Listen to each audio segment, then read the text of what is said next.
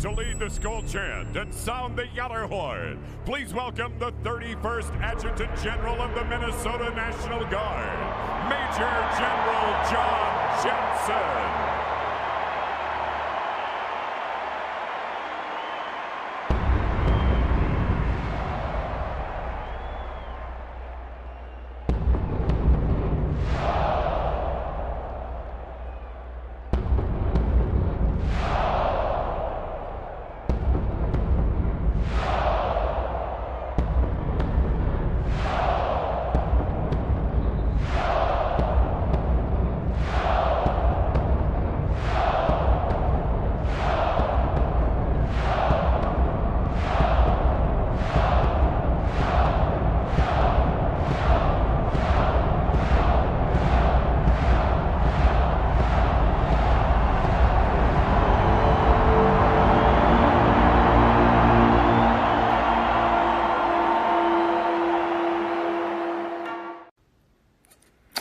Well, hello, this is John Randall, Minnesota Vikings legend, and it is my pleasure to say, Minnesota Vikings fans uncensored, are you ready? Keith, get your people up. Let's go. Skol, skol, skol, baby. Let's go. Hello, Vikings fans. Welcome to the Let's Skol Show. I'm Fish. With me, as always, I have Mr. Positivity, Cody Bowden. He who greets with smoke, Skolful Shack. Our Captain Keith will be joining us in just a little bit. He's handling some Keith stuff. But don't worry, he'll be joining us in just a little bit. Welcome to our 32nd off-season show of the year. We've been here every week during the off-season, getting through this abyss together, and we will continue to be here every week during the season. So tonight we're 18 days away from the Vikings opening game. A fan favorite was traded. Could a fan favorite return? Another receiver goes down. Daniel Jones might be paying off. We got a recap of last week's game and a look ahead to tomorrow's. And we're going to be presenting our updated 53-man roster projection. Cody's going to call it. We're going to go around the Gallahorn, and we're going to give our hot takes. And at the end of it all, we'll give you all a chance to jump on with us and speak your thoughts. But before we do that, let's break the ice. Fellas, was there ever a moment where you thought about just cashing in your chips and giving up your Viking fandom? Well, I brought it up many times. It was back when I was younger, back in the early 2000s, when the Vikings said, you know what, Randy Moss, you're elite, but we're not going to pay you. And they traded Randy Moss and got a first-round pick. And you know what they did? They tried to replace him with another speedster coming out of college. But apparently, just because you run fast does not mean you're going to be as good as Randy Moss. And at that point, I took a break from being a Vikings fan, had to focus on life, school. Yeah, what about you, Cody? Yeah. Every single year we pick in the 20s of the draft. You know, we enter the playoffs and we exit the playoffs at the same time. And then talking about entering the playoffs is getting into the conference championship game and then losing it the way we lose it. Against the Eagles, drove down the field first drive, scored a touchdown. After that, nothing. You know, like we thought the Case Keenum magic, it just ran out. Missing the field goal in 98, missing the field goal against Seattle. I vividly remember that. Just the heartbreak. There's so much heartbreak that we can take as Vikings fans. And it's almost every year. It's like, you know what? I'm gonna watch the Twins, but then the Twins fail you too. I'm going to watch the Timberwolves, and the Timberwolves fail you too. So you're just kind of stuck being a Minnesota sports fan. So you can't go nowhere without heartbreak. So that'd be mine. Yeah, I can honestly say that I never thought about giving up my fandom, but there were just some times where life took over, where I just couldn't devote the time, energy, and being nowhere near Minnesota, it was tough for me to watch games. But I will tell you that if ever somebody decided they wanted to besmirch my beloved team, that flag got run up the pole quick. And I'll let them know. And here comes our captain.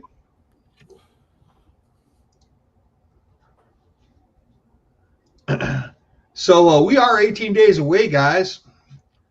And I can't wait. I can't wait to get some real football going on here.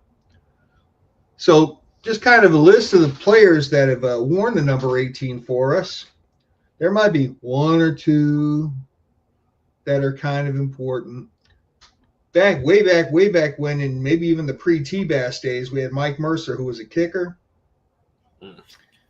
Harry Newsome, who was a punter. Tony Bland. What up, Shaq, if that don't move your needle?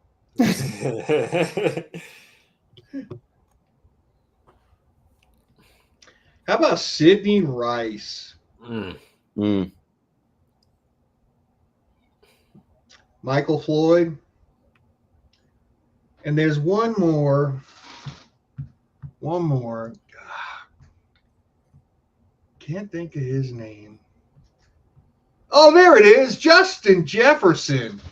How about that? Any of these names register with you fellas? Anyone from that list? Anything? Just a goat.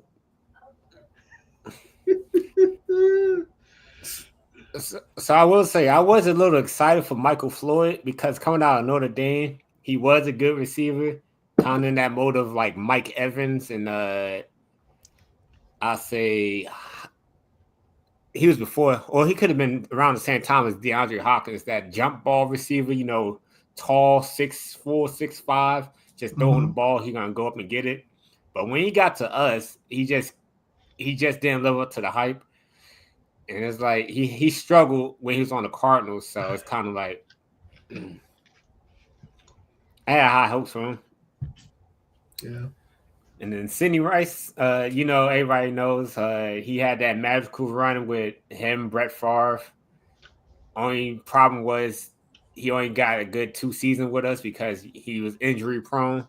And then once he broke out, he left us the next year to go to Seattle. Fun fact, highest paid wide receiver in the league the year the Seattle Seahawks won the Super Bowl, and wasn't even active when they did it. Only played 9 games. Mr. Brett Favre recipient.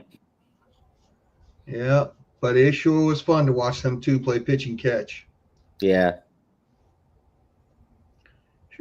So that other guy, Justin Jefferson. What about him? What we got to make of him? Is he a bust? Yeah. Apparently, college tape shows that he's only a slot receiver. Yeah. He can't play outside. Every year after his rookie year, people keep naming who the best wide receiver in NFL is, and it's always compared to Justin Jefferson. There's one single denominator there. It's Justin Jefferson. He is the best receiver in the league. If you got to place him there every single year against Jamar Chase, Devontae Adams, whoever else, Tyreek Hill, and yet Justin Jefferson stands alone. He is right there in every conversation.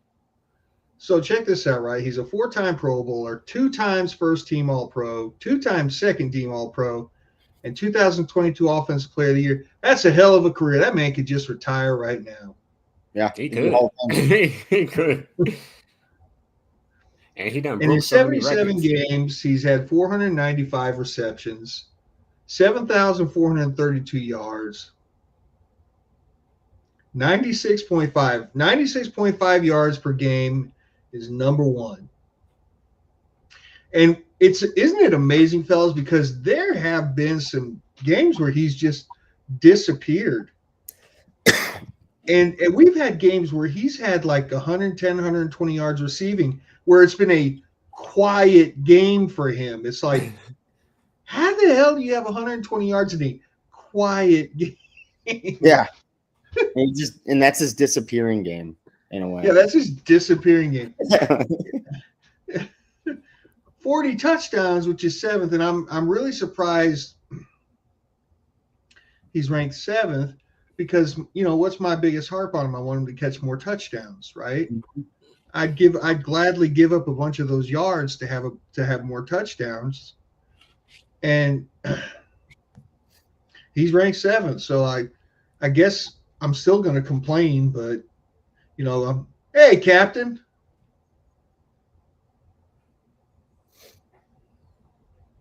Keith, you good? You're muted, Keith. He's currently on mute.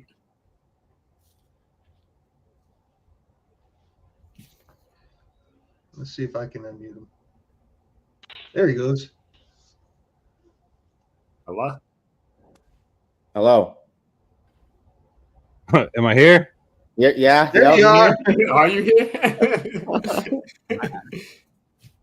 I don't know. Okay. All right. Sorry, my daughter just started soccer practice. She has practice 1 day a week, and of course, the coach made it on Thursdays. He must be a Packers fan. So he might be. But you guys are talking about Justin Jefferson right now and all of his stats with the Vikings. And what's crazy is he's 4th, he's 5th, he's 1st, he's 7th. And that's in 77 games. Everybody who's ahead of him has played 113 to 188 games. Yeah. That's pretty magnificent. Hello, Lucy. You are here. We're both here. What's up, Tanya? Skol. I'm glad everybody's now telling me that they're here or asking if they're here. That's awesome. But going back to what you said, Fish, about how his slow games are, he could have like 4 catches and it'll be like 160 yards because he'll catch a pass for like 30 yards, gain like 20 yards, and then disappear. And then he catch like a 10-yard pass, 8-yard pass here and there. Mm-hmm. But it's like when he gets open, the closest defender is probably like 6 yards away from him. Yeah. In talking about like the playoff games about Justin Jefferson, if we either had a wide receiver 2 that can get away from coverage or a quarterback that can look at the wide receiver 2 once in a while and throw him the football, we'd be winning those playoff games just because how much command he takes from the defense. So, like, I'm not blaming his 53 yards in the 2 playoff games. I'm blaming the quarterback that didn't even stare at Jordan Addison on 2 slant routes that could have gone for touchdowns in that playoff game, or having Adam Thielen not get open. You know what I'm saying? Or who was our number 2 in 2020, 21 or 2022 at that time? It was like KJ Osborne, the dude. You know, it's nuts. What's up, Nick? Long time no see out there. All right, so obviously Justin Jefferson's awesome, and how he goes is kind of how our season goes, to be honest. I mean, I think our defense can hold its own, and it's going to keep us in games. But if we're going to win games, we're going to score like 24 points a game. That's going to be dependent on what kind of season Justin Jefferson has. So with that, I want you guys to predict Justin Jefferson's stats for the season, starting with you, Fish.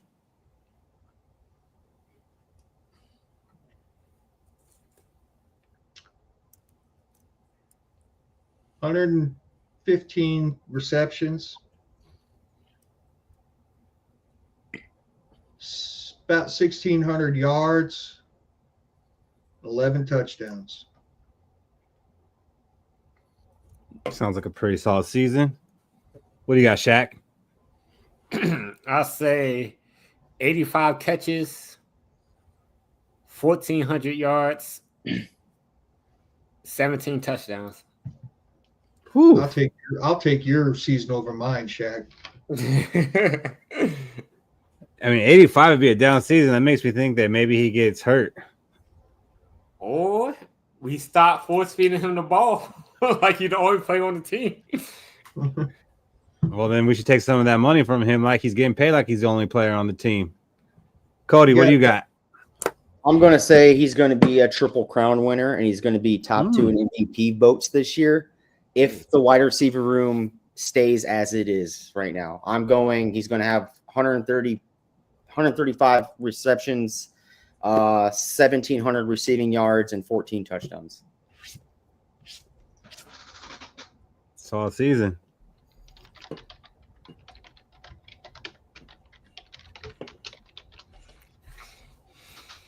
I'm going 105, 1,612. Solid season. Because I do think there's going to be some distribution So it'll kind of eat into his stats somewhat. So I don't think like this is going to be a year where he's like pushing 2,000 yards like he did in his MVP season or his Offensive Player of the Year season where it should have been MVP. But it's going to be a solid season for him. And once Addison comes back, we've seen that rapport that he's built with J.J. McCarthy. So he's going to get his too. And we're also expecting a big season from Hawkinson. And we're hoping the running game gets going. So, you know, that's going to eat into some of his, but still going to should be a great season for him. What's up, Skol and Roll? No word on Thielen coming back yet, but there is rumors out there that they are talking to him or talking to the Panthers anyways. And the reason that's happening is because yesterday Harrison Phillips was traded to the Jets. Caught us all by surprise. I don't think any of us had that on our bingo card when we were making predictions for the season coming up. But yeah, Harrison Smith went to the Jets. And when I saw the trade, I was actually very shocked to see Harrison Phillips. That's a Harrison Smith I did, huh? When I saw Harrison Phillips traded, I was shocked. And then when I saw what we got back for him, I was even more shocked. We gave up Harrison Phillips and a 2027 7th-round pick in exchange for 2 6th-round picks. So at first, and what? Oh, and we ate $3.7 million of his salary this year. So not only did we give the Jets, you know, a quality player, we took on some of that contract and we got 2 6th-rounders in return. But then I looked at it, okay, they didn't just do that just to do that. There's probably another move coming. They did that to clear up some space and to clear up a roster spot for several reasons. Because they're going to have to bring somebody in, and maybe there's some players on this roster that they want to keep.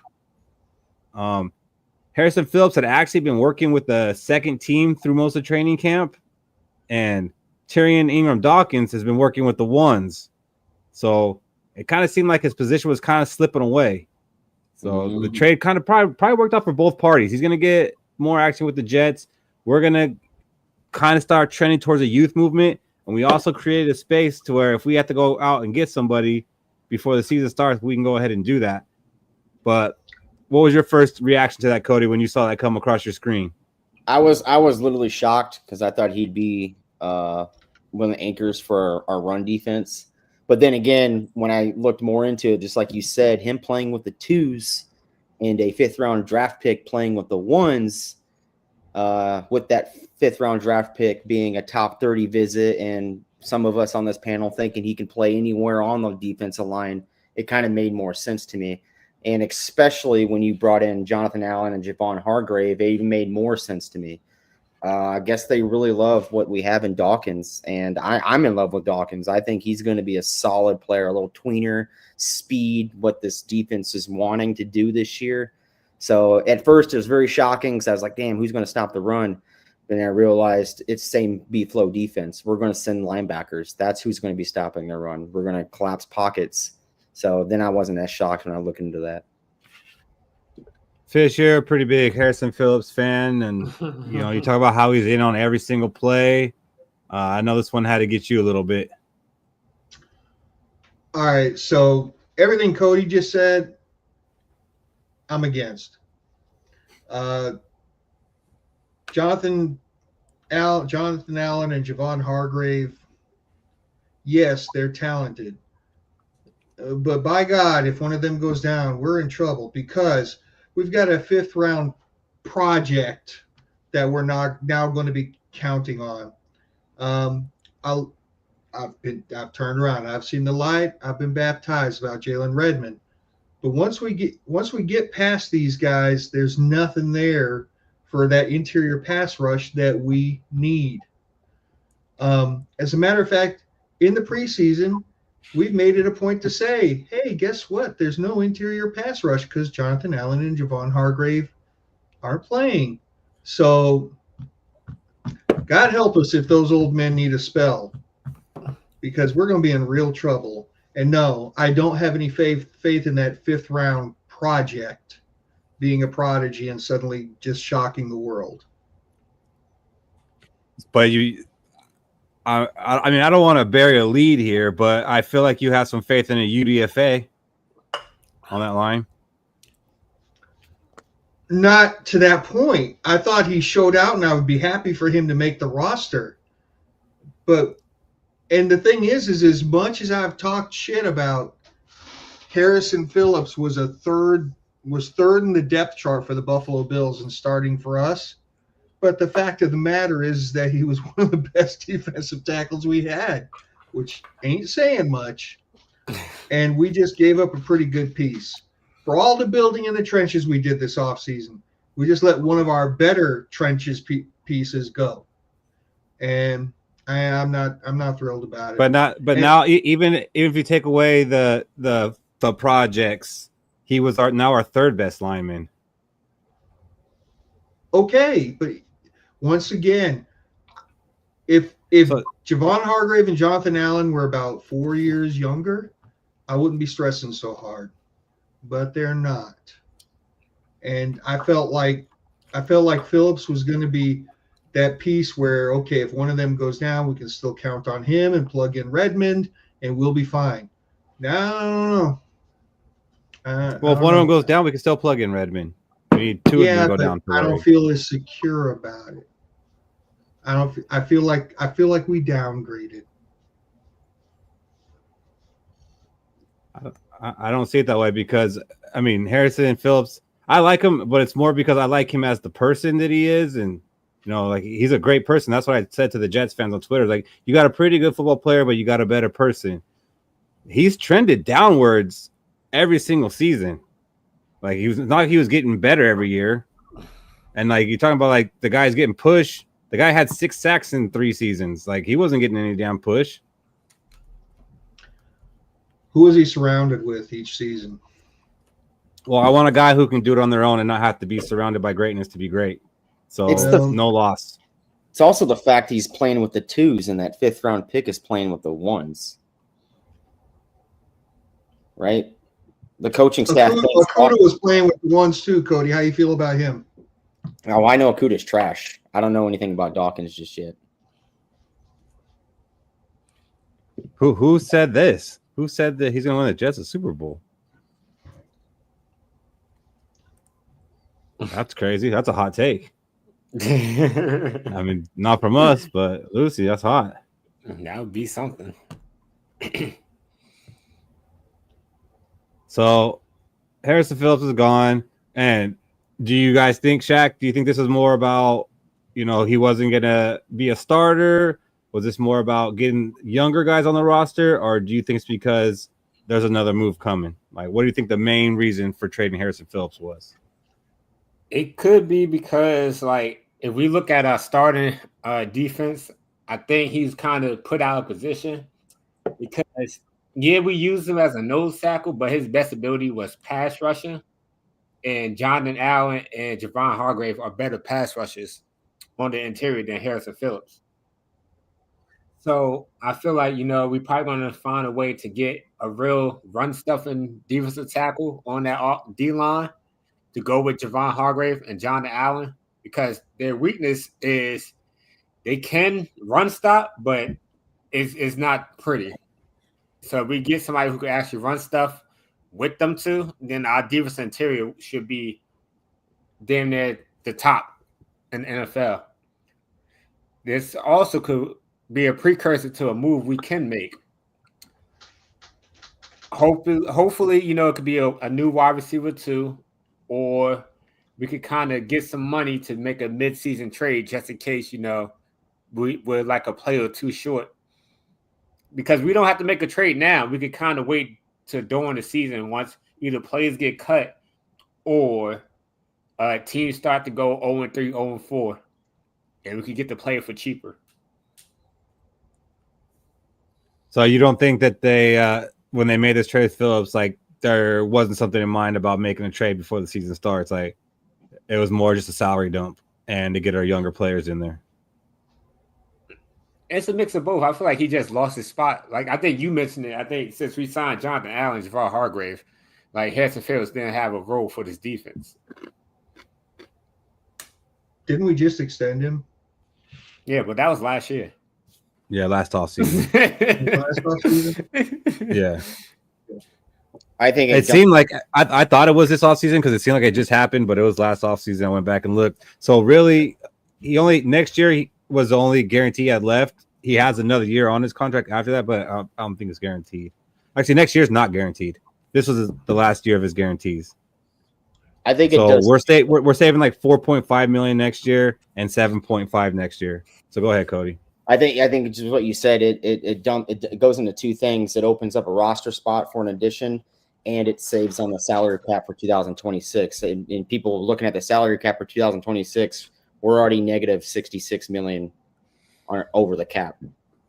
So it plays both ways. It's a plan for the future also, and a plan to sign a guy for this year if we're going all in. Hey, Shaq, that's some good news. That's some optimistic shit right there. Yeah. I don't know if you guys are watching the preseason games, but rookie Derek Harmon, he went down for the Steelers on a cart, and it initially didn't look good, but he might, get away with just missing a few weeks. That's what we're talking about. What's up, Dwayne Skol? So let's move on because there's people talking about it. So let's get into it.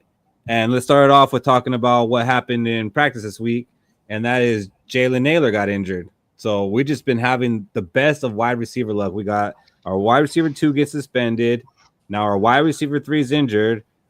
Potentially our wide receiver 4, Rondale Moore, out for the year. His hand, Naylor's hand might be fractured. So we might be looking at at least a short-term IR where he'll have to miss the first 4 games of the year. And now you're looking at a wide receiver room with Justin Jefferson, Lucky Felton. I did it. Lucky Jackson, Ty Felton. I was thinking in my head, like, don't say it, and I did it. So, yeah, Justin Jefferson, Lucky Jackson, Ty Felton, and some UDFAs. So let's go, baby. Let's freaking Skol. We got Justin Jefferson. We don't need nobody else, right? If you really think about it, Justin Jefferson is a receiver 1 and 2. I mean, if you really, really, really think about it. But if you really think about it, if we put Justin Jefferson out there with those guys I just mentioned, he's going to have triple coverage every play. He's used to it. He's used to it. I don't know if he's used to triple, but double for sure. Hot take. Our wide receiver 2 for the first 3 games is going to be Aaron Jones.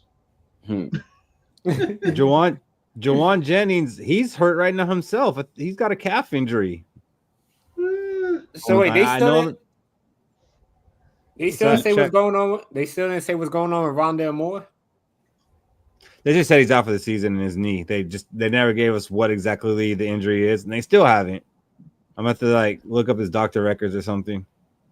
Okay. Shaq, when you get injured the first time you touch the ball in preseason, they don't give specifics. They just peace, see you, good luck.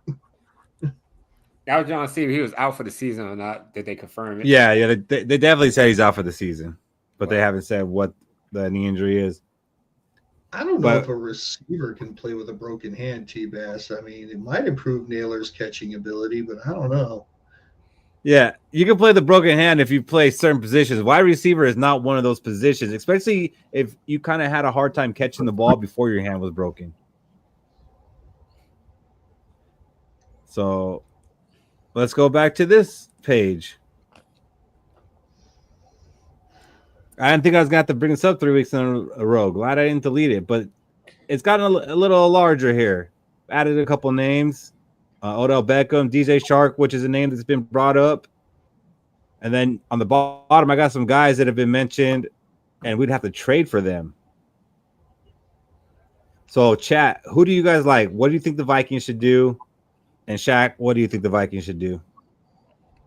So, pre-show, I was talking to Cody about the available receivers, and I think we should go after a receiver who probably already knows the playbook since it's kind of getting close to the season. I wouldn't mind a Brandon Powell, Odell Beckham Jr., since they do have chemistry with KOC back when he was with the Rams, or, Brandon Powell had chemistry when he was with us. Adam Thielen could come back because, he's a fan favorite and he's not going to cost as much as these other receivers. And he had a down year, but it's still better than most of our other receivers. I would really be interested in seeing Jordan Whittington because I remember last preseason, not the preseason that's happening now, but last preseason, he was going off for the Rams, and I really thought he could be a receiver 3 for them behind what's that guy's name? Puka Nakua. Behind Puka Nakua. So I don't see us trading for Tyreek Hill or Terry McLaurin because Tyreek Hill is going to be too expensive to trade for, and I feel like Terry McLaurin is going to go back to Washington. That's just my personal thoughts. And then I see a lot of people bringing up Tinsley from Cincinnati, which is somebody that I was actually like interested in, but I just saw that T. Higgins got a little banged up today, so the Bengals are probably going to hold on to Tinsley because they need some insurance right now. Mm-hmm. And Emiliano, you're going to learn. Emiliano's been talking down on Tinsley. He's been on practice squad since 2023. There's a name that I don't see up there, and it's the Colts wide receiver, Alec Pierce. That'd be a guy. So I don't get why Alec Pierce's name's coming up. I don't see why the Colts wouldn't be holding on to him. He was like their big play guy last year. Mm-hmm. But they have Daniel. I know they got Daniel Jones that can make any wide receiver great. So like maybe they could afford to get rid of one. Colts are looking for next season's draft. I don't get that. We don't need a wide receiver. I really beg to differ on that one. I think it's scary how we do need a wide receiver. If you had asked us 4 weeks ago, when we graded the wide receivers, weren't we calling them like an A? It was an A. Yeah. What would we grade them right now? Going into week 1. See? A. Niners need draft picks. They're rebuilding. The Niners are contending every year. Right now, I give them a C fish only because we got Justin Jefferson starting still. Yeah, we cannot. If we go into the season with Lucky Jackson as our wide receiver 2, we're in trouble. And Tommy, I hear you. Like Amari Cooper, I'm not big on it, but I'm not against it. If we bring him in, I welcome that, and I think we're in a better position than we currently are in. But man, I watched him on Buffalo, and it wasn't pretty. The guy can't get separation anymore. He couldn't be successful with Josh Allen. Like, I thought that was going to be a great match for him. And it's not like he was competing for targets. Like, what they have over there, Shakir, whatever. That's all they had. And he wasn't able to get it done with Josh Allen. So, I don't know. Hey, you're going to respect Tinsley, man. I wasn't expecting Tinsley to be number 2. Like, we might have to bring in 2 wide receivers. Give me Thielen and Tinsley. I'm big on bringing Thielen back. I really am. He's been productive for the Panthers the last 2 years, and I feel like that could be a situation where the Panthers are like, we do have 3 young wide receivers that we want to get going. Thielen, we do thank you for helping, get Bryce Young going because he looked like a bust, and now he looked like he might be able to play. So thank you for that. Do you want to go home for your last season? We can make that happen. Like I could see something like that happening, and I do think it's being talked about, but the part that sucks is the Vikings are between a rock and a hard place, and I can see the Panthers being like, you know what, we would have done it for a 5th, but I'm kind of thinking of a 3rd now, and that's where I'd be out. I'm not, giving up. I want to keep our first 4 rounds of draft picks, like for the first time, and I don't know how long since we had 1 through 4. My feeling with Adam Thielen is if the trade would have happened, it would have already happened. It's pretty a simple open door, closed door trade, right? Hey, here's a 6th or here's a 7th, give us Thielen, or here's a 5th, give us Thielen. Like it's pretty simple. I think there's something else in the works other than besides Thielen. There could be haggling. There could be haggling, Cody, or the trade for Phillips didn't even get official till today because he had to pass his physical. So maybe all right, we got to make sure he passes his physical and that goes through before we make this next move. But are you thinking that there's something bigger? I think there's something big because I think there's more complications for a bigger target. And so they're going over all the numbers and then with their physicals. And also because if they would have traded Phillips, they would have known already, hey, we're going after a wide receiver. And we're going to get that wide receiver right away if it was Thielen, right? Because you're not just going to give away a locker room guy or a team captain and not get someone to return right away unless it's a bigger player out there. So I think there's I'm going to go with a dude that it would be awesome to see in Madden stuff would be Tyreek Hill, right? He's owed 35 million this year, and then he's not guaranteed any more money after this year. When are you talking about retiring after this year too? Mm-hmm. So it might be something to where, hey, we're talking to Miami about, hey, if you take on about 30% of his contract, we'll take on the rest and we'll give you a third, or maybe even high as a second. Yeah, and I think he said he's a Viking fan too. By the way, yeah, he grew up a Vikings fan. It's a pipe dream, but that's how I think it is. Like if it was for Thielen, yeah, we would have found out the physical today, and he would be on our team because we're not just going to give up a captain and a locker room guy for a 6th-round pick and just chill with it for right away. Something else is bigger, in my opinion. I can honestly say that if we pulled off a miracle and traded for Tyreek, I would probably be really amped. However, I really hope that we don't trade for somebody. I hope we do a free agent deal. We take a free agent receiver. When I think about looking at what our draft looks like next year, if we can maintain it intact the way it is, and Kwesi can get his head out of his ass and maybe have a good draft, we have a potential for a dynasty draft next year. We can reverse all the shit we've been talking about being ineffective and one of the worst teams at under 25.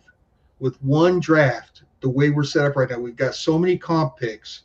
We could just kill it next year.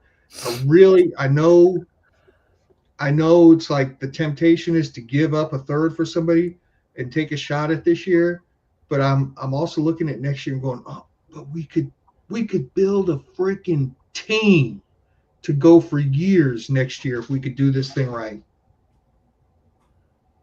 Which, yeah, I don't think we could do that if we go and get like Tyreek Hill or Terry McLaurin, because that's going to be a 1-year thing. We can't give Terry McLaurin some long-term $30 million a year contract. Mm-mm. So it's cool to talk about. It's fun. And there was a rumor that they actually offered McLaurin to the Steelers for Freiermuth and a 2nd-round pick. So that's kind of the bar of what they're expecting. So, I mean, I don't know. We'd have to give him like Hawkinson. Real quick, just want to answer T-Bass there. T-Bass, weren't you the one just last week chirping about our cap space situation next year? Yeah, I thought so. Got to keep the pick for 2026. That it's 66 million over right now. You know how you can save cap? Restructure. By drafting less players. Yeah. No, that's how you save cap, by drafting good players and them actually like being able to contribute. That's been the problem. We're drafting guys that can't even get on the field. Yeah. So we just package these picks, draft maybe 3 players again, hopefully 2 pan out, and we pay those players.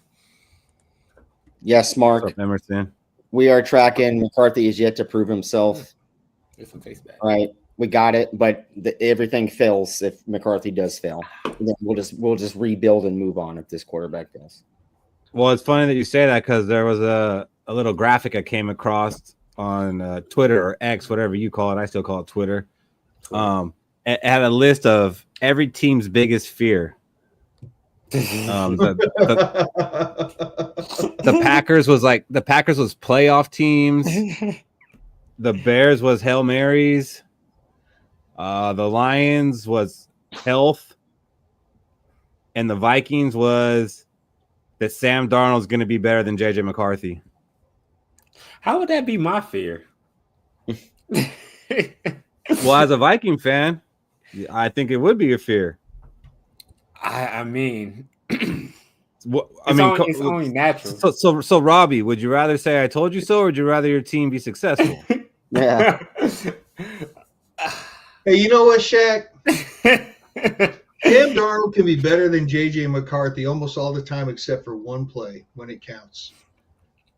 I mean, That's true.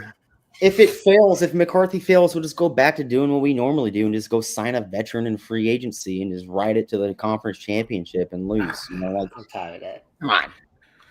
And what do you mean? How can that be a fear now? Like, you don't think Viking fans are scared that JJ McCarthy might not work out and the Vikings might have made a mistake in letting Sam Darnold go? You don't think that's in the back of the mind of Viking fans? I'm not saying we can go back and fix it, but you don't think that that's in the back of some fans' mind? Not mine. I'm confident in JJ McCarthy. I'm glad we made the decision we did, but that is definitely in the mind of a lot of fans. There's still people out there screaming for Sam Darnold. To those fans, you're gonna hear it all year. To those fans who are in fear, just look at the track record of KOC coaching. Kirk Cousins got better. Josh Dobbs got better. Sam Darnold got better. The common denominator is KOC's coaching.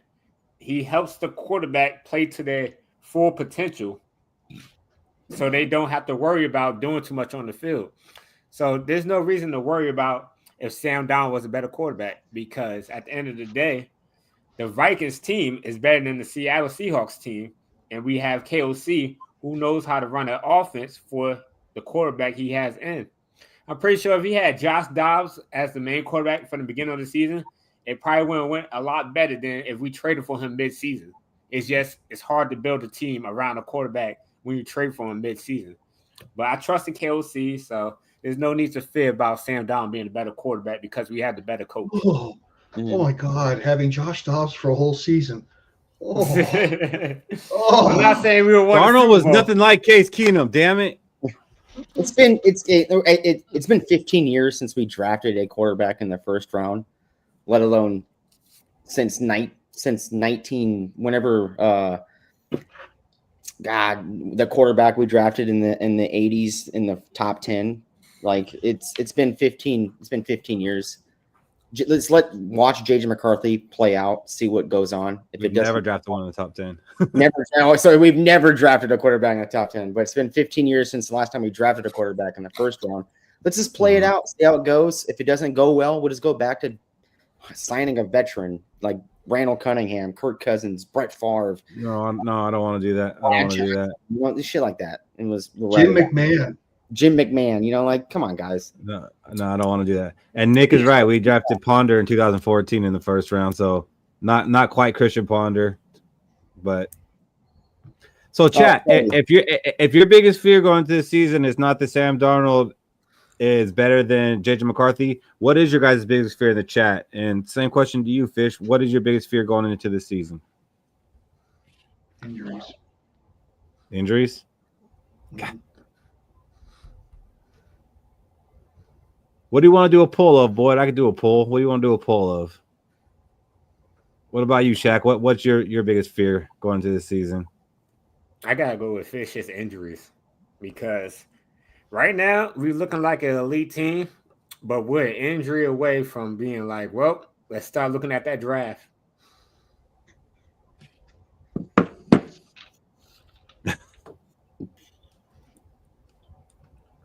Not making the playoffs. But Skol and Roll, what would have to happen for us starting to make the playoffs? I got us as a playoff team, so something would have to happen to make us not one. I mean, injuries, I guess, that could be everybody's fear. That's really my only fear. What about you, Cody? What's your biggest fear going into the season? Biggest fear going into the season is the fan base turning on JJ McCarthy after basically his first year of playing quarterback in the NFL. Oh gosh. Because Sam Darnold's better? No. What's up, Travis Skol? It took Sam Darnold, fucking 6 years in the NFL to, start getting things together. And yet we're going to turn our back on JJ McCarthy after his first snap in the NFL. It's crazy. 7-year itch, baby. We sound stupid as a fan base if we turn on JJ McCarthy after 1 year. He'd have to do something remarkable to get me to turn on him. Yeah. By remarkable, I mean remarkably bad. It took a while. I'll be honest. It took a while for me to turn on Christian Ponder. It took a while. And it was kind of masked over by Adrian Peterson going nuts after he came back. It was masked over where you were like, okay. It's still possible to win a Super Bowl. Just had the throws here and there. AP bust an 80-yard run. Defense play defense. It's still possible. I think this one might be a landslide there, Keith. This wasn't mine. Boyd wanted me to put this poll up, so I'm gonna go ahead and put it up. I'm here. I aim to please. What's the poll? I don't see the poll. Man of the people. I'm a man of the people. Yeah. The poll is what do you want the Vikings to go and make a move for? A quarterback, a wide receiver, a cornerback, or defensive line? You said add depth to. I don't think they realize that there's no depth at wide receiver right now. Well, our depth is being tested right now at wide receiver. We need some. Yeah. You should have did a poll of who has the best male cheerleaders. Oh shit.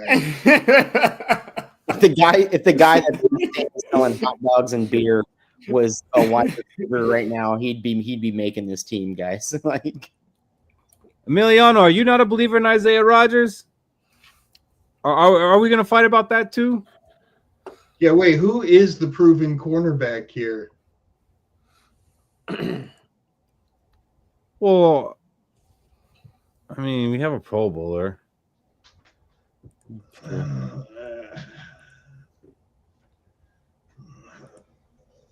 Really? Well, we really do, yeah. Oh my god.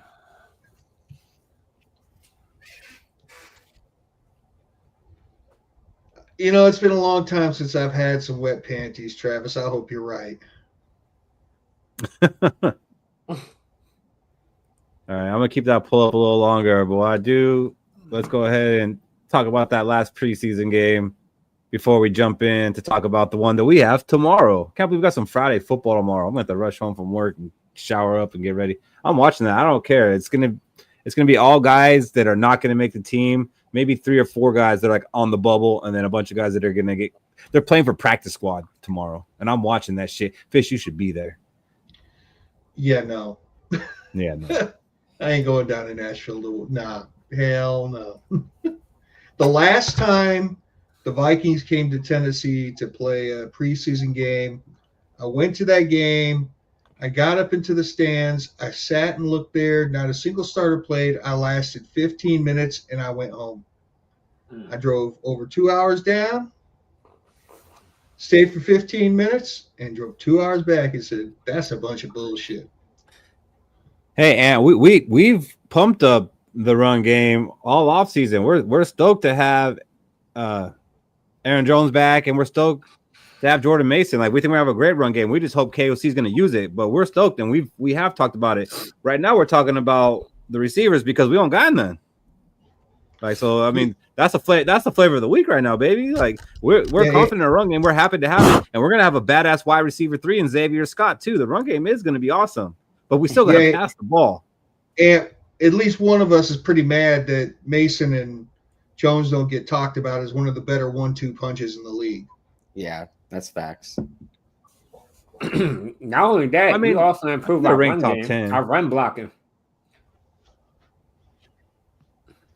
No, it's Lucky Felton, Timmy. They're one person. Yeah. we if they were one person, that'd be a great wide receiver, by the way, and a better name. Right, Timmy, Lucky Jackson and Ty Felton, that's cool, but to have them be in our 2 and 3 for the first 3 games, not a great situation. So in the preseason game against the Patriots, it was nothing like that first game. That first game was kind of exciting. I don't know if that's just because we hadn't seen football in a while and now it was back, but this one was very vanilla, very plain. It was weird. The Patriots played their ones to start the game, and we played our backups, and it just made us look like we were getting our butt kicked up and down the field. But let's kind of go through the positions, and get some thoughts on that. The quarterback, J.J. McCarthy didn't play. That's a bummer to me. I think a missed opportunity. I saw Joe Burrow play into the second quarter in their second preseason game, but our guy could only play, one series in the first one and didn't get into the second one. Do you guys think that's a mistake? Do you think like KOC's like too comfortable with JJ as our quarterback, or are you glad he's being cautious? So if you watch the Kay Adams interview with KOC, he talked about how many reps JJ McCarthy took. It was like 70, 80 reps. And he said he felt he was pretty confident in how many reps that JJ McCarthy took with the team, that he didn't need to play him during the regular season. Well, not the regular season, but during the preseason, because it kind of gets the same feel. And like he just felt like there was no point in playing him in the preseason because he kind of got the understanding of what JJ McCarthy could do during those joint practices. So you're good with him not playing the preseason games then? No. I'm about to say, because I know you wanted Kirk to play. So yeah, I wanted JJ McCarthy to play. But it's only because I want to see from my eyes. But as long as KOC sees what he's doing during the joint practices, I kind of disagree with joint practices being the same as a preseason game or a regular season game. But if KOC says it's almost as good as the same thing, then I can't argue with that. I can. I'll tell you what, I firmly disagree with joint practices not being the same. There is a difference between playing a game and practice. There are players who are gamers. They show up in games. They don't practice well. They just show up in games, and there's a reason for it. There's a significant difference between practice and having live rounds, live cadence, all the nuances. You cannot completely replicate a game situation as hard as you try in practice. You can't do it. So, yes, I wanted to see him play at least a series every game to get his reps, to get his timing, because here's what's going to happen. He's going to show some rust in the first game of the season. But if can't have that, cannot have that on Monday Night Football at Soldier Field. That's like his revenge game because he's from Chicago. Like he grew up near Soldier Field and he got passed on for Caleb Williams. Like, nah, he can't be rusty that game. But if McCarthy plays and it's all about reps and all that stuff, then the whole first team needs to play. Okay. McCarthy with the 2s or the 3s. Absolutely. Well, I agree. I'm okay with that because the offensive line should be playing together too because they haven't played together. Yeah. So I'm not worried he didn't play this game because the ones weren't out there. All the ones weren't. Now, if the ones were out there with Sam Howell under center, yeah, I would like to see JJ McCarthy play. So the quarterbacks we did see play was Sam Howell, Brett Rippon, and Brosmer. And Sam Howell, what a difference a week makes. After that first preseason game, we were like, oh, all right, you know what? Everything we were hearing about him in camp, it's bullshit. This guy played fine. If he has to come in for JJ McCarthy and do a series or maybe even play a game, we'll be fine. Then he's like, wait, hold my drink. Came out and put up a straight dud. He was 1 for 5 with 13 yards and 1 interception, which that was like a third-string quarterback throw that he did. Like, I don't know what he was thinking. Like, at that point, now I see why he led the league in interceptions one year because of stuff like that where he just, take the sack or throw it out of bounds. Like, he threw a Hail Mary to the sideline on our side of the field, which that kind of decision-making, that's what scares me. Do I think that that's the quarterback that Sam Howell is as far as, like, his ability? No. I think he's closer to what we saw in the first preseason game, but just seeing that mentality, that scares me because he did that on our side of the field. The situational awareness, that does scare me a little bit. How you guys feeling about QB? How you guys feeling about Sam Howell right about now? That'll make you forget about that Nick Mullins handing the ball to that Cincinnati Bengals defensive tackle. I will defend that again. Do I have to defend that again? Yeah. No, because what I'm saying is I'll defend that every time. Sam Howell makes that look arbitrary. Like that throw where he turned and just winged it up. And I tried to defend him a little bit, saying, oh, he was probably trying to throw it out of bounds close to the receiver so he wouldn't get an intentional grounding. It doesn't matter. It's what he did. Spinning, just throwing it, chucking it up. That wasn't third string, Keith. That was backyard football. And it was awful. And I would hate to have him come in and play a few games for us now. I might be overreacting, but fuck it, I'm going to overreact, dude. I would hate to have that man have to come in and play 3 or 4 games for us.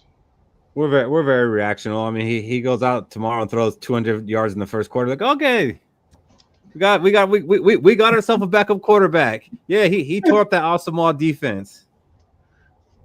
Oh my God. Maybe I don't want McCarthy playing tomorrow night.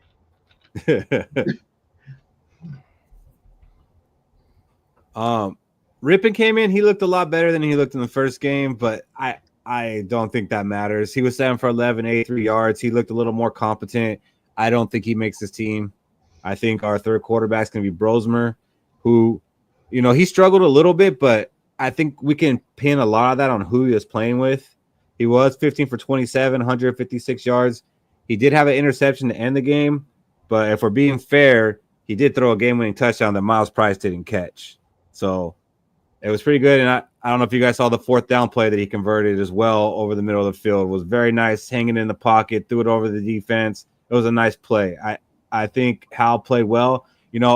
I would actually say that the floor fell from underneath Sam Howell, and then Brosmer came in, and he had a good game. Not a spectacular game, but a good game. I mean, would you say so, Cody? I would definitely say so. Kind of called it, that the floor was going to fall for Howell. I like Brosmer a lot more than I like Howell, and I love Howell coming out of college, North Carolina. I just thought with Howell, when he was in college that last year, he lost a lot of his playmakers, and he had to run the ball more as a quarterback. We don't see Howell running the ball as a quarterback, and I think if he starts running the ball preseason as a quarterback, maybe our tune would switch on Howell. But for right now, Brosmer's looked the best in back-to-back games, in my opinion. Maybe not quite the first game because Howell kind of took over, but the second game definitely. So it's I would say it's a 10-8 second round for Brosmer against Howell versus that 10-9 round if you're talking UFC with Howell versus Brosmer in that first game. So right now I think Howell is the guy that's up in the QB2 right now. So you got Brosmer as quarterback 2 right now. Like week 1, he's quarterback 2. Got Brosmer quarterback 2 right now, if it has to be, just because he's moldable too. So like he will listen to whatever KOC is going to spit through that microphone in his ear hole and tell him that final 15 seconds of the play clock. So KOC is going to like direct him like a robot. Hey, you're going to throw the ball here. So it's that's what I think, and that's what Brosmer fits. KLC definitely loves that guy. Like if you heard KLC talking about him when KLC was on the broadcast, it was a straight love fest. He has a real bromance for Brosmer. Like when he overthrew the wide receiver, KLC's over there yelling at the wide receiver saying he did something wrong. I'm like, oh, come on, bro. He overthrew them. Yeah, like come on, bro. He overthrew that thing. But there was nothing Brosmer could do wrong. So KLC definitely loves him some Brosmer, but man, that'd be wild. We're gonna say something, Fish? Yeah, I wanted to just throw something on the overview of that game real quick that we kind of went past. 1, our 2s were playing against their 1s, and our 3s were playing against their 2s. Here's the other thing. That was by no means a vanilla defense the Patriots were throwing at us. They were zero blitzing us. Yeah, till the end of the game. Yeah. So we were facing a legitimate, that's what they're doing during the season. There was none of this sitting back playing zone. I mean, they were coming, and it was nice to have that baptism by fire. It was good to have it. It gave a very realistic representation. And if I remember correctly, were we down like 3 at the half? I think we were down 3 at the half, right? Yeah, but then that Jism guy took over. Yeah, but what I'm just saying is, considering everything you look at, 1s versus 2s, 2s versus 3s, they were bringing the damned house. They were playing football. For us to have done what we did is actually very encouraging.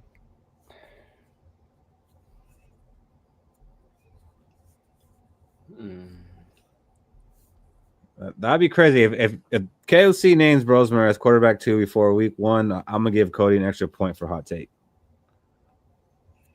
Cody, you might be surprised. I wouldn't be surprised if Max Brosmer started the Titans game tomorrow. Just to see what he can do. I think that looks bad for him because if Hal doesn't play at all, then I think Hal's quarterback too, no doubt about it. Well, I think Hal will enter the game. I think they maybe want to see what Brosmer does against 2s or 1s. You know, if they're putting that would be interesting if it went that way. If it went Brosmer and then Hal came in, that would be interesting. That would definitely mean that it's not decided. Mm-hmm. Yeah, that would be a pretty good statement. Yeah, the running backs. We're looking at the battle between Ty Chandler and Xavier Scott. Neither of them did too much on the ground. Chandler had 3 for 12. Scott had 10 for 28. So nothing going on there. But Xavier Scott did have 3 screen passes for 44 yards. And, man, he just looks good when he's doing it. Very fluid. It's all like one motion to catch and go. That's something we've been missing. And right now, that's given him the edge, in my opinion. We were really high on Xavier Scott for the first preseason game. Are we still there? Are we still Scott over Chandler, or did it get a little closer? Scott over Chandler. He didn't blow me away. Scott didn't blow me away like he did in the first game, but I feel like just like the overall body of work, he's just doing more than Chandler. He's just doing more. And I rewatched it and I tried to look to see, is it because the linemen are actually getting out there and blocking for him? And I really couldn't decipher whether or not it was that, or was he allowing the blocks to set up properly? And I just don't know. All I know is when he catches the ball on the screen, he goes. And there's none of this stupid shit.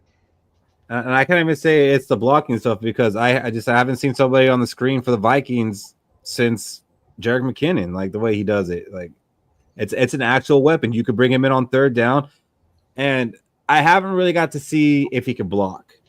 That would be my concern because you can't bring him in just because, okay, it's a pass, he's in. Like, he's going to have to be able to throw a block too. And then the other thing that comes into play, if he can throw a block on third down, maybe CJ Ham doesn't stay either.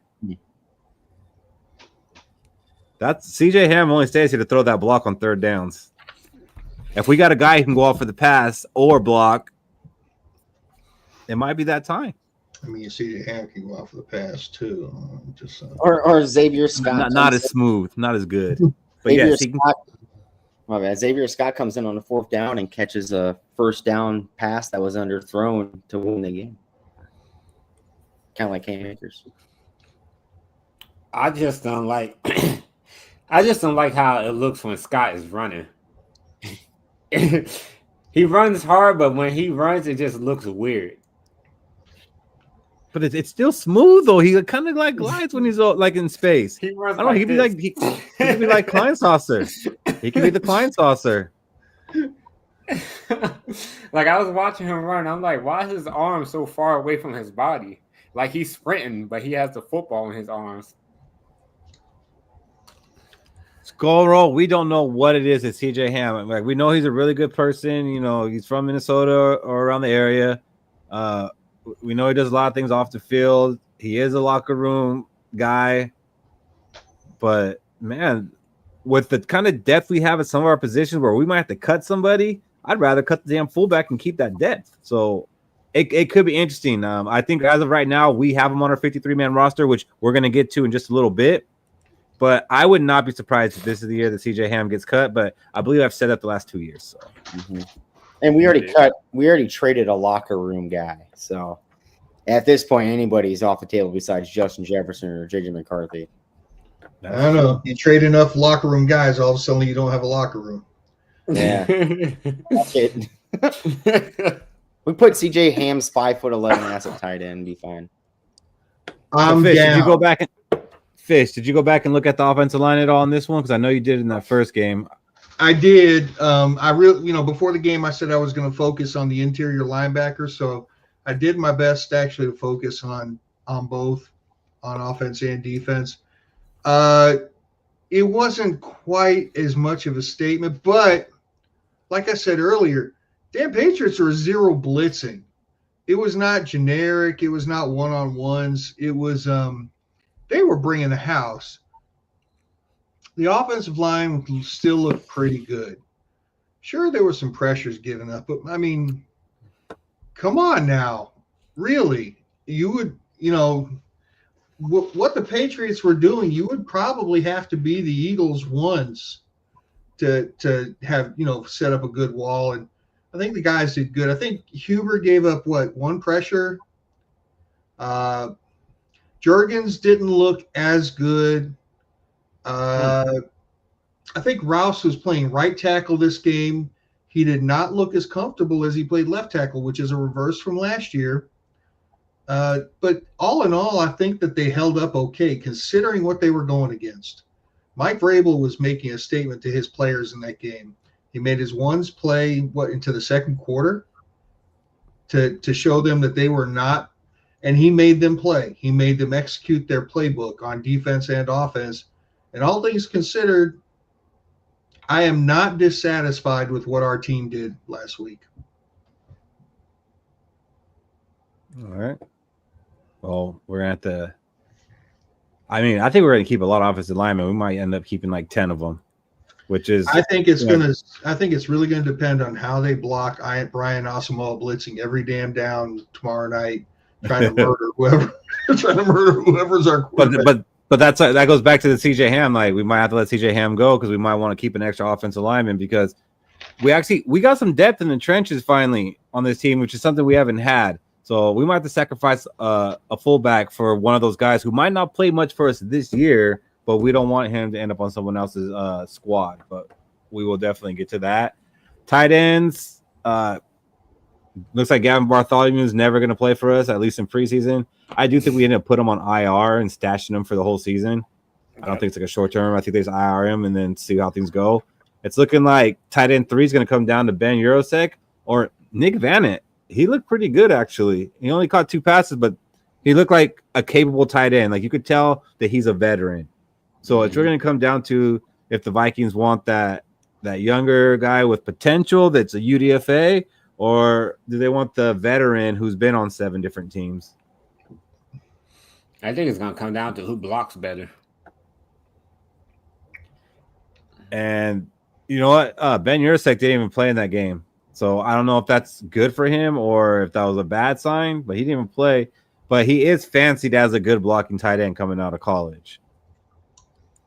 So I feel the same way about Vannett as you felt about what's his name last year, where you took all the heat for making that hot take. Mm-hmm. And I was right. Yeah. Yeah. What was that guy's name? He was from the Packers. What was that tight end he played for the Packers and he played for the Bears? You guys know his damn name. Say it. And then he was on the Vikings last year and he didn't make the roster. Irv Smith. No. Not Irv Smith. I can't remember his name, but I just remember you catching all that. Yeah, I called it because I said he wasn't going to make the team and he didn't make the damn team. The funny thing is I actually seen him in preseason. I think it might have been for the Chiefs. Like, he's on someone's roster right now. Come on, Boyd. Not Thompson. Was it a Super Bowl champ? Robert Joseph Tonyan. There he is. Thank you, Shaq. That was going to bug the hell out of me. He's like, we are not continuing this show till I get that man's name. Yeah, but I mean, Vannett might be the same story. We'll see who plays tomorrow. On the defensive line, Elijah Williams, once again, the standout. He's really pushing for a roster spot, which I think is crazy because he wasn't even a UDFA. This man was a tryout. Like, this is the Adam Thielen story. Mm-hmm. And he's looking like he has a good chance to make the squad. I mean, that might be part of the reason that Phillips isn't here. He had 4 tackles, 3 stops.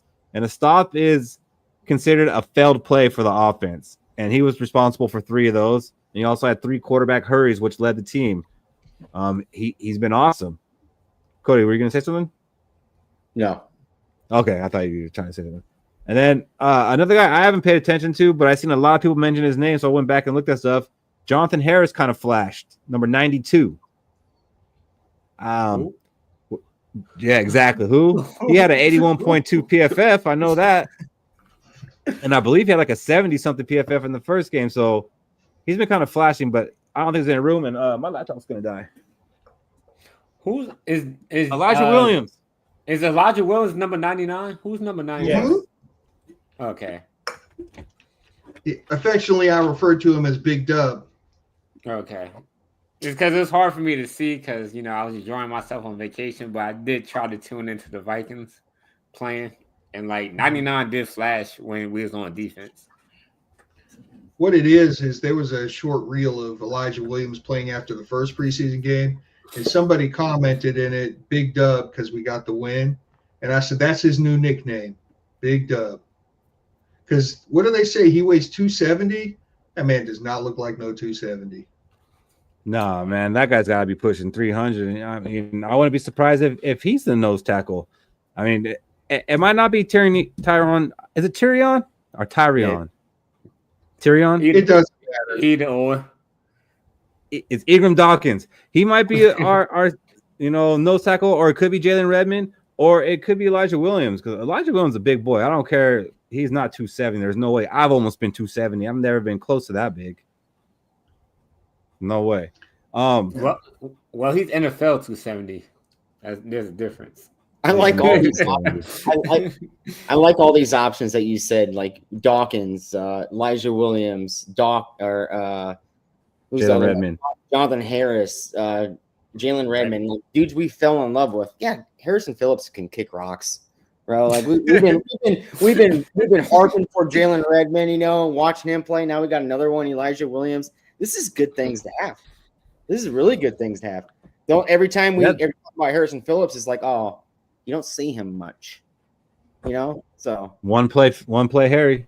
One play Harry, and I love the names that we're. And I'm gonna miss that one play. Fish is gonna miss that one play when we're getting 7 plays from his replacement. It's good thing. So yeah, Ingram Dawkins, he actually had a pretty good game too.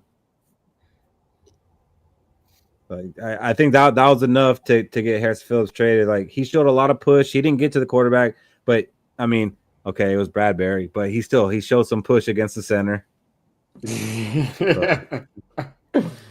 I feel confident saying this now that he's not a Viking. Who doesn't? Right, me too. I used to stick up to Bradbury to no end, but I was watching the joint practices and this preseason game just a little bit different. I was like, God damn, how's this guy even in the NFL? Hold on. You were awfully excited to watch Tier Tart just forklift him in that joint practice a couple years ago. Yeah, but I made excuse like, well, Tier Tart would do that to anybody, and it was the guard's fault because the guard was supposed to come over and help him, and he did it. Like, I was thinking, I was watching it different. I was like, man, I can't believe that guy's in the NFL. I'm sorry, Kirk Cousins. I'm sorry. Like, things might have been different if you had an actual center. We should have threw the red flag up instantly when we heard Kirk Cousins talk about Bradbury's ass sweat. Like, that should have been it right there. Like, oh God, it's training camp, and the dude can't hold the football when this dude snaps the ball. It's red. And flag. Boyd, I hear you about Jonathan Harris, but I just don't think there's room for him on this roster unless Drake Rodriguez goes on the short-term IR because he hasn't played, or maybe he gets cut. Maybe Drake Rodriguez doesn't even make this team. I don't know. But he wasn't available last week. He hasn't been available all week. And you can't make the club in the tub. So maybe Drake gets cut. If Drake gets cut, then that could open a spot for Harris, or that opens up a spot for one of our new wide receivers that might be coming in. Right now, I mean, I'm checking Twitter as we're doing this just to make sure I don't miss it. It'd be great to break that news right now. I didn't hear my boy's name. Which one was that? I don't know anybody else who used to play for USC, Shaq. Yeah. Taki. Taki Taimani. You know what? He played well. He really did, but I think he's on the outside looking in. Which is weird because he's like our only true nose tackle, or one that's built like one anyways. But I think he's on the outside looking in. We have depth on the defensive line. It's crazy to say. The Minnesota Vikings have some freaking depth. Yeah, they all came from the 7th round and on, but hey, we got some depth. Knock on wood. Yeah, Taki's a boga. Taki's a guy who he's going to play a lot of snaps tomorrow.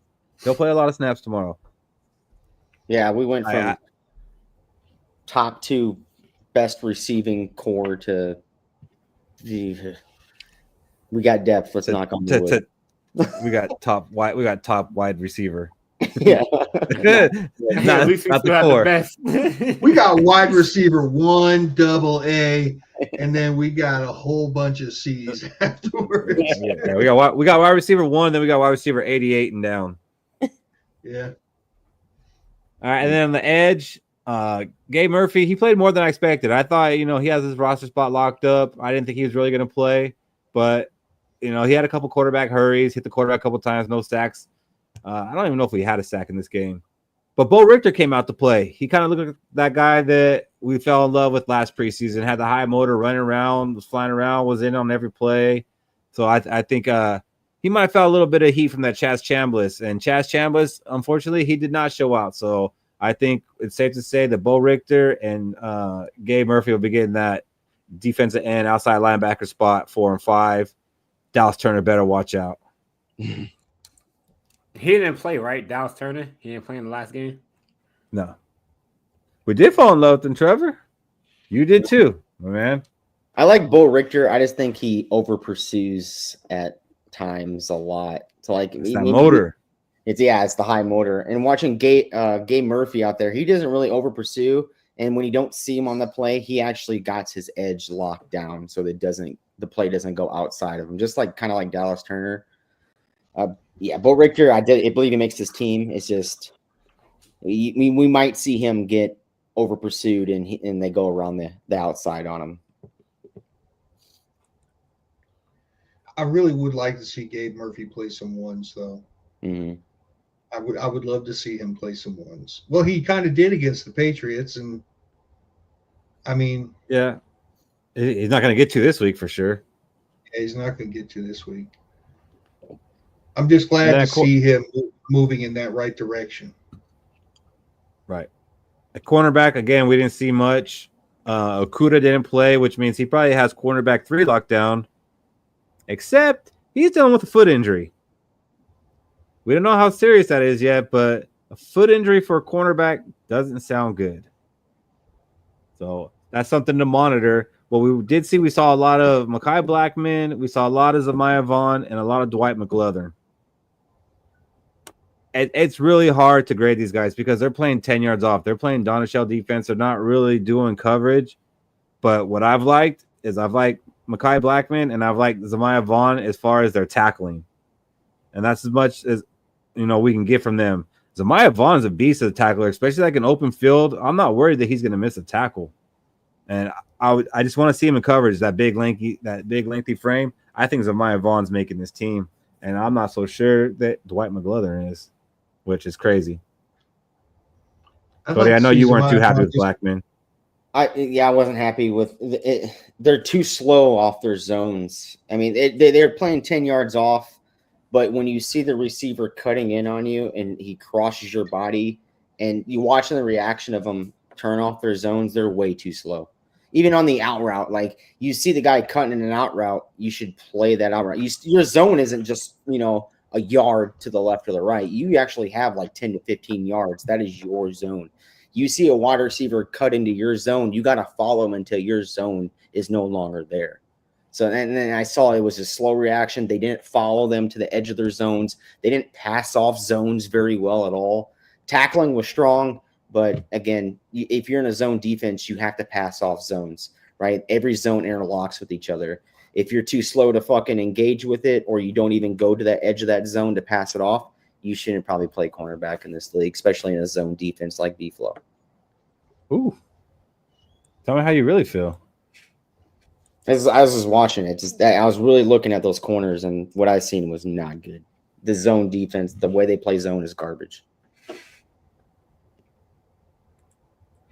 Yeah, well, I'm really wondering who we're going to see at cornerback this game. Because, we don't really have much depth outside of the guys who play. We got, Ambry Thomas. I don't think they went and signed anybody, so we might see some Zamiah Vaughn and Dwight McGlothern in this game, maybe even some Blackman. And if we do, I would like to see them in some damn coverage. Cornerback is your biggest concern, Skol and Roll. Mm-hmm. You know what? For a minute there, I actually got confident in the position. Mm-hmm. Go ahead, Fish. Go ahead. I ain't got to say it. It's being said for me. I actually think he got picked up though. I think He the Colts or did. someone picked him up. Yep, he did. So Unfortunately, he'll be available next week. John that's S. all right. 100%. You would be correct. So here's the thing about Vaughn and McGlothern, right? Where I want to see something a little bit different, pay attention to. As much as I don't want the Titans to get into the red zone, I'd really like to see how those tall, lanky cornerbacks. I'd like to see how they do in goal line, in the goal line red zone coverage. How do they do going up for a jump ball? Do they play big like they are as a cornerback? If not, then I don't care about them. If they can't do that, being 6'2", 6'3", if they can't contest for jump balls, then there's no point in having them. Yeah, that's why I want to see it. Yeah. And then also with the defensive backs, we had the safeties, and a surprise to me was Tavier Thomas outsnapped Khalif Halassi, which Halassi's the guy who had the 2 interceptions in the first game, and we kind of anointed him right off the back because that's what we do. We're super reactionary. But Tavier Thomas, he had 55 snaps to Halassi's 18. And Tavier Thomas, he came to us as a special teams guy. Mm-hmm. And he was one of the top special teams players in the NFL last year, and he plays every phase of special teams. Whoa. Come on now, boy. Don't get me excited. But I think Tavier Thomas is going to beat out Khalif Halassi for that last safety spot because of the special teams. But he also had 6 solo tackles, which led the team, you don't want your safety making too many tackles, but he made 6 solo, which means they weren't getting past him. And that's what Bynum was so good at. It's like, oh, man, they got back there, but he was able to make the tackle. And except for Jamar Gibbs, he was pretty good at doing that. Yeah. So I think, he has a good chance to make it, but we'll probably see a lot of him again tomorrow. And then special teams, Will Reichert, 4 for 4 on field goals, including a 54 and a 47-yarder. Looked good. The interesting thing on that was Oscar Chapman was the holder on 3 of those kicks, which we've kind of said, Ryan Wright's going to win the punting job because he's the holder for Reichert. And Reichert came out and said he's very comfortable with Chapman as the holder. Well, I can't argue with it, right? I mean, if my guy says I'm good with it, and he brings a better hang time to his punts too than Ryan Wright, which I can't believe. That's amazing, but he does. So, look, man, if he's a better punter and he can do the holding job well, as much as I love me some Thunderfoot. Tommy, show some love for the process. Yes, trust me.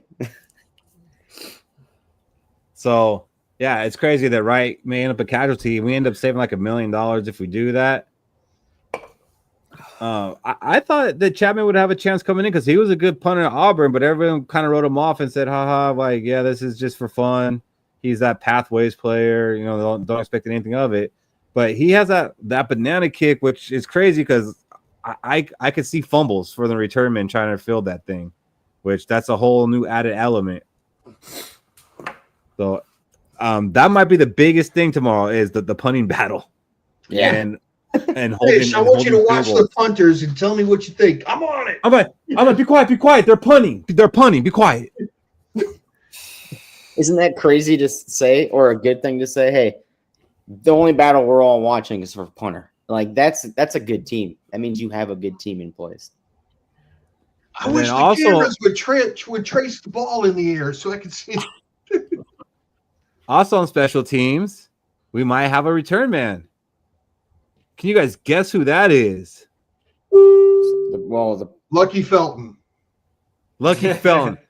Man, Lucky Felton would be so good at returning the ball. No, Miles Price.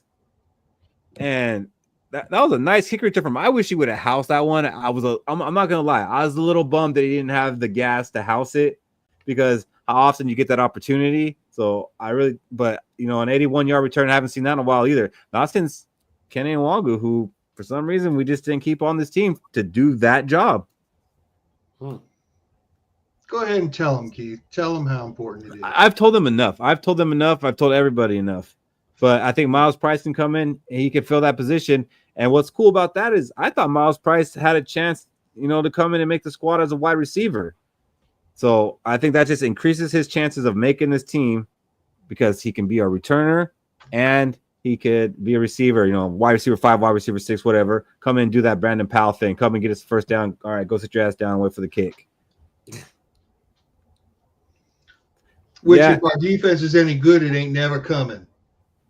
JJL, I see you. I felt he was a little bit slow on that one, so I was kind of disappointed that he didn't house it for a touchdown. But you can't take away the instincts that he has to hit the hole and find it. I don't need a touchdown, but you're gonna get me out past the 30, 40 yard line, on a semi-regular basis. I'm good with that.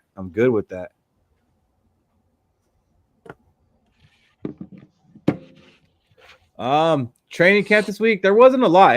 This was the last week of training camp, and not too much went on. The biggest thing was probably that Justin Jefferson came back and kind of ramped up things a little bit. I honestly think Justin Jefferson is fine.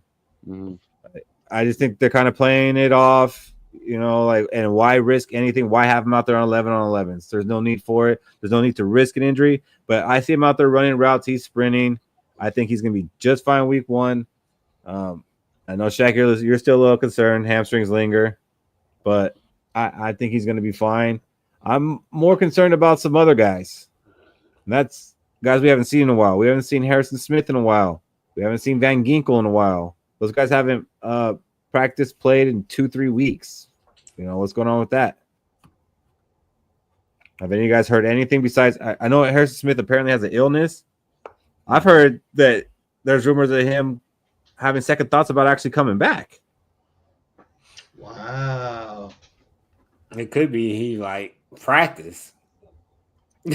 Practice. You guys talk about practice. Shaq, I really hope it's that. I hope he okay, first of all, I hope he's not thinking about I just want to retire. Second of all, I hope he's not really sick and then he comes back 20, 30 pounds lighter. He could be looking around at the rest of the secondary and going, my last year is going to be with this bullshit. I don't think it's bullshit, though, man.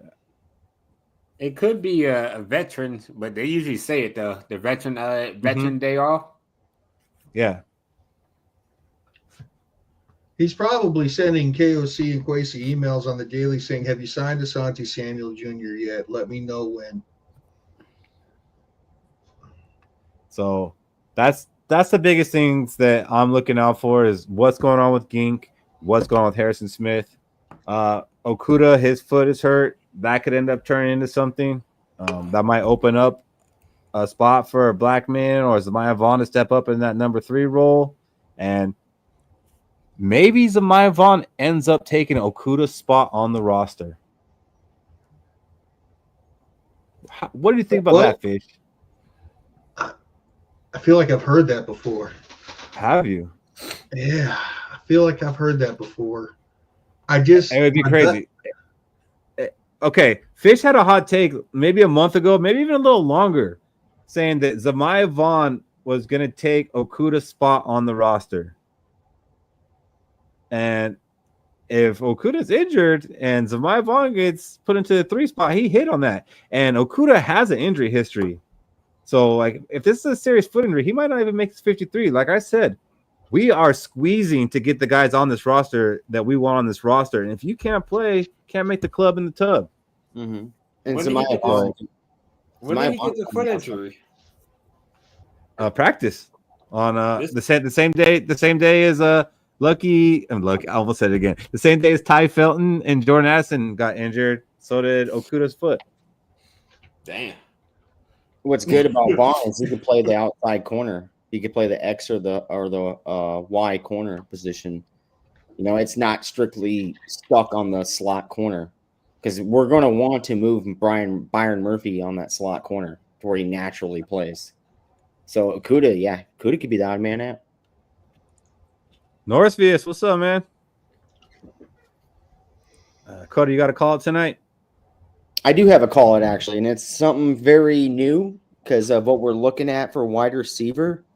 right? And All right. my call it for the night is the Vikings will add a wide receiver to this roster not named Adam Thielen. I'm saying this because I'm looking at what the interview for Adam Thielen was. Everyone's taking the little smile, the little smirk, like, oh, it's a telling sign. Well, if you catch it right away, KOC says that's news to him, right? He's probably smiling at the Adam Thielen thing as, well, yeah, it's funny that you say that. But I'm also looking at what other wide receivers that are out there. Uh-oh. No. Adam Thielen's wife strikes again. Yep, she got him. Damn, she pulled the plug on that one. All right.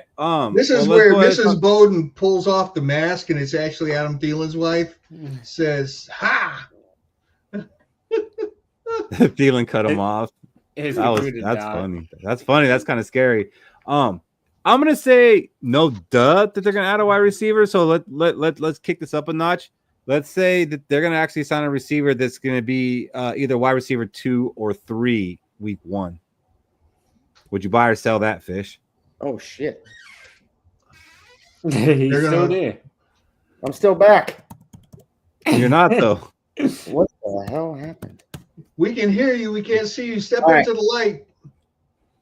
There, all right. I booted him. Come back, Cody. All right. Can you repeat that for me again, Keith? Okay, so I'm gonna steal Cody's call it. So he says that the Vikings will sign a wide receiver that's not Adam Thielen. I'm gonna say no duh. They're gonna sign a wide receiver, but I want to make it hotter. I'm gonna say that they will sign a wide receiver that'll either be wide receiver 2 or wide receiver 3 week 1. I mean, does that really make it hotter if our wide receivers are fucked up? Yeah. It does because I mean, it's like saying they're not going to go just sign someone that got cut from preseason and now he's wide receiver 6. Let me separate what I want to happen versus what I think is going to happen here. I've already Okay. said what I want to happen. I want it to be a free agent, not waste the draft picks. What do I think is going to happen? I think we're going to trade a draft pick for a wide receiver. Don't know who it's going to be, but I think we're going to trade it. Am I following Cody's logic on if it was Thielen, it'd be a done deal, it'd be easy, so it's probably somebody a little better and it's more complicated? I can see that. Would Adam Thielen be wide receiver 2 or 3 if he came back on week 1? I think so. I think Thielen would be, yeah, because that's the closest person probably knowing the playbook. I'm trying to think. Okay, he knows the playbook.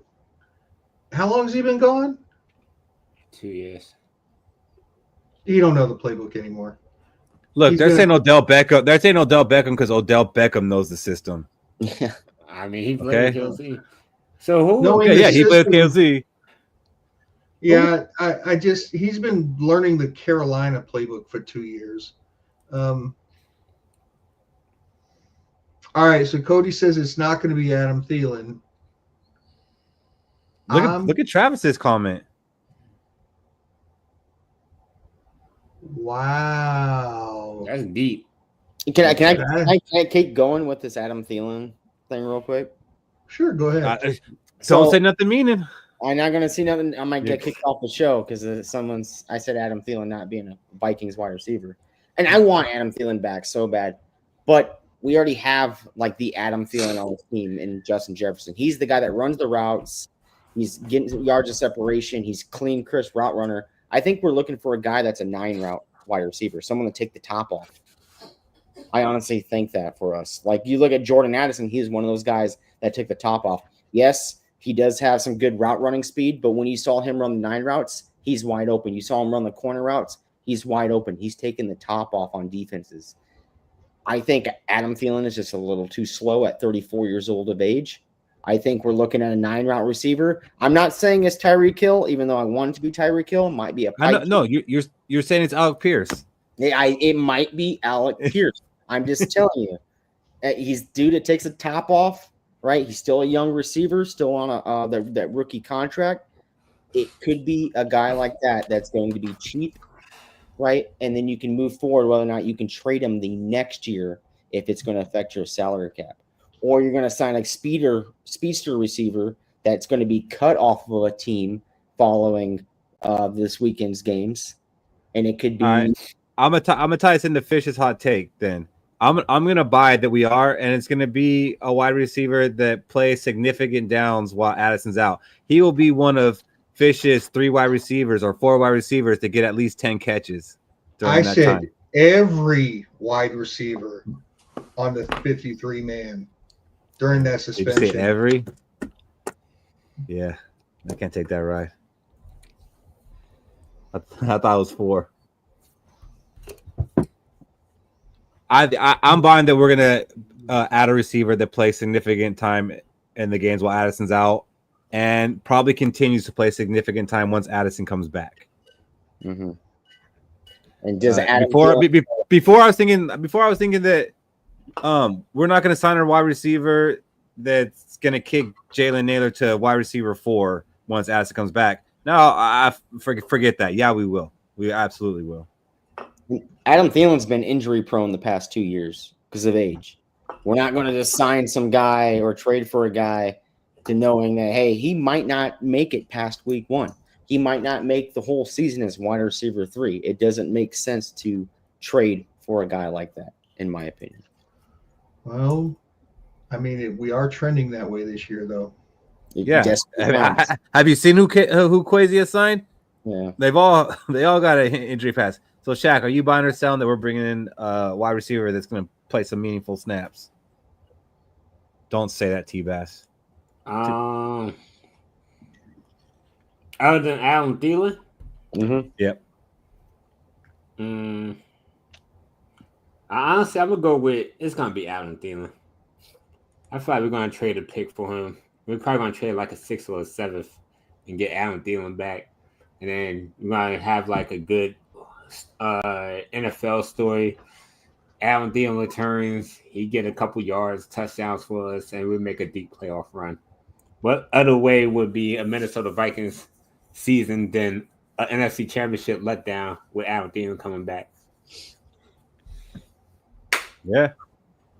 Hey, North, I don't think they're going to let him go. I don't think they're going to let him go. And Nick, we brought that up earlier, Tinsley, but I don't think that's going to happen either because T. Higgins is dealing with some kind of injury, so the Bengals are going to need him. And there is a part of Minnesota Viking fandom that feels the way Travis feels, just because of the way the whole thing went down at the end. We did get a good look at people are commenting in the chat on Chisholm. Got a good long look at what he can do. Yeah, saw him break about 5 tackles. The Patriots. I think the Patriots got a good look at him too. And what happened to the Patriots today? Oh, they just lost Jalen Polk for the year. So yeah, Chisholm's staying with them. Yeah. Boyd, you're saying there's so much more talent than Thielen, but they got to be available talent. Like you're gonna like say something crazy. And I see where Trevor's be like, go get AJ Brown. Like that's the kind of stuff you'll say, Boyd. Trevor says Carolina. He's not wrong. He's not wrong. Trevor saying Carolina wants a 4th for Thielen. I can see that as Carolina, knowing that we're desperate and where Thielen comes from. I would ask high price too. But if I'm going to ask high price for something or get something for high priced, I'm going to get a high priced receiver. I'm not going to get Thielen. I'm going to go get me Tyreek Hill. I'm going to send a 1st. I'm like, all right, we'll give you the 4th for Thielen and a 5th. Yeah. But the thing is, we're seeing it as the Panthers don't want Thielen. They might actually still want to keep Thielen on the roster. Mm-hmm. Takes 2 to tango. Exactly. Absolutely. Would you guys rather give up a 1st for Tyreek Hill, or would you rather give up a 4th for Thielen? 4th for Thielen, but I don't even want to do that. I don't want to do either of those, but I'm not giving up a 1st round. 3rd option, stand pat, Cody. Stand pat. No lie. Yeah, Coker is another guy you might be looking out for. But no, that's why Thielen becomes expendable because he becomes Coker's the wide receiver 3 there. I think They got McMillan, they got Leggett. I think we get scammed out of on Thielen just because the Carolina knows we're desperate. Just Could like be the Sam Bradford thing with the Eagles. Well, let's talk about guys that we think are actually going to be on this roster. And this is our updated 53-man projection. We did this in June. We just kind of redid it now. We did not leave room for a free agent. We do think that we're going to sign a free agent, so one or two of these might be inaccurate. But as of right now, with who's on the Vikings, this is who we see making the roster. And there's a change here. When we did this in June, we had Brett Rippon as the quarterback 3. It's now Max Brosmer. Brett Rippon is out. He can start his coaching career. You guys all agree with that, right? Yeah, it looks fair. Mm-hmm. It looks right. Boyd, I'm sorry, Boyd. I know you were big on Rippon, but it's not happening. Running backs, we also have a change. We had Ty Chandler as our running back 3. Looking like Xavier Scott's going to take that role. And then we got CJ Ham at the fullback, which to keep some guys that we didn't keep, I could see them cutting CJ Ham. I can really see it now more than ever. And I don't know if that's just trying to wish it into existence. How? Really? Yeah, boy. I mean, Bob, come on. Has Trey Stewart got any touches for preseason? Listen, I'm just going to say this. In the fourth quarter, like the last series, like both games. I'm just going to say this to everybody saying cut Ham. He ain't being used properly, so I see the logic in cutting him too. But CJ Ham is going to retire as a Viking. They ain't going to cut him. One day he's just going to retire. And until then, the Minnesota Vikings are going to have that ambassador for the team playing on this team. Well, then KOC has to find a way to use him. I agree. Let's start with handing that man the ball at 3rd and goal from the 1. I'm sorry, so John. Chris. I don't think Chandler gets called back to the practice squad because I actually do think that someone will pick him up. And I think that's why the Vikings signed this guy, Xavier Valade. It's because he's going to end up being our practice squad back. And Ham is not Klein Saucer. I'm sorry. Is Ty Chandler worth a 7th round pick? To me, he is.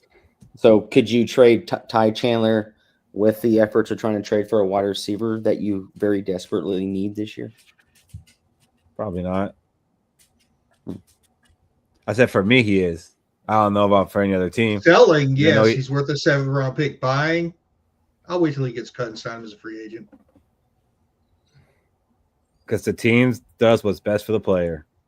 Mm-hmm. And now here's where things get murky. We got Justin Jefferson, Ty Felton, Lucky Jackson, Tim Jones, and Miles Price. Jordan Addison's going to start suspended, so he doesn't count towards the 53. And we're projecting Jalen Naylor starts on the short-term IR, so he won't count towards the 53. So that leaves us with 5 wide receivers. I think last year we went in with 6, but there's some other places where we wanted to keep a little bit of depth. Shaq, give that group a grade. Chad, go ahead and grade that group right now. I give it a C. If you know that Jordan Addison or Jalen Naylor, it's like Ty Felton would have to be super elite for me to even go to a B because I'm not trusting Lucky Jackson, Tim Jones, and Miles Price. There is a world, though, that Minnesota runs with 5 for the first 3 weeks. Because we didn't see all 6 wide receivers come out and play for us for the first 3 weeks, right? So there is a world that we only keep 5 and just wait for Jordan Addison to come back on this team, where the 3 is going to be Jefferson, Addison, and then Ty Felton. Yeah, then we got Tim Jones and Miles Price also making it, but that's also because they're special teamers. Tim Jones is like Tavier Thomas, where that's what he is. He's a special teams ace. But he's developed some rapport with Brosmer, which obviously, Brosmer is probably not going to be playing, but he's shown he can play wide receiver if he needs to come in and run a route. and Miles Price has done the same. But those guys are special teamers. So really, we got 3 wide receivers, and then a couple guys that if they got to come in and run a route, they can. And then Jordan Addison comes back. I mean, it's all about who has the best repertoire with JJ McCarthy. Yeah. He's gonna be out for a few games, right, Shaq? Oh, Isn't it Addy? well, Yeah, I'm saying Jones like was the main connection this week. I'm saying like out of these receivers, it depends on who has the best rapport with JJ McCarthy. That's gonna be able to stick on the team. Watch, it's gonna be Lucky Jackson, man. Just No, I think it is Lucky Jackson because Lucky Jackson's looked great in camp. He had a couple drops in this last game, and I hear that's what his problem was even in the CFL.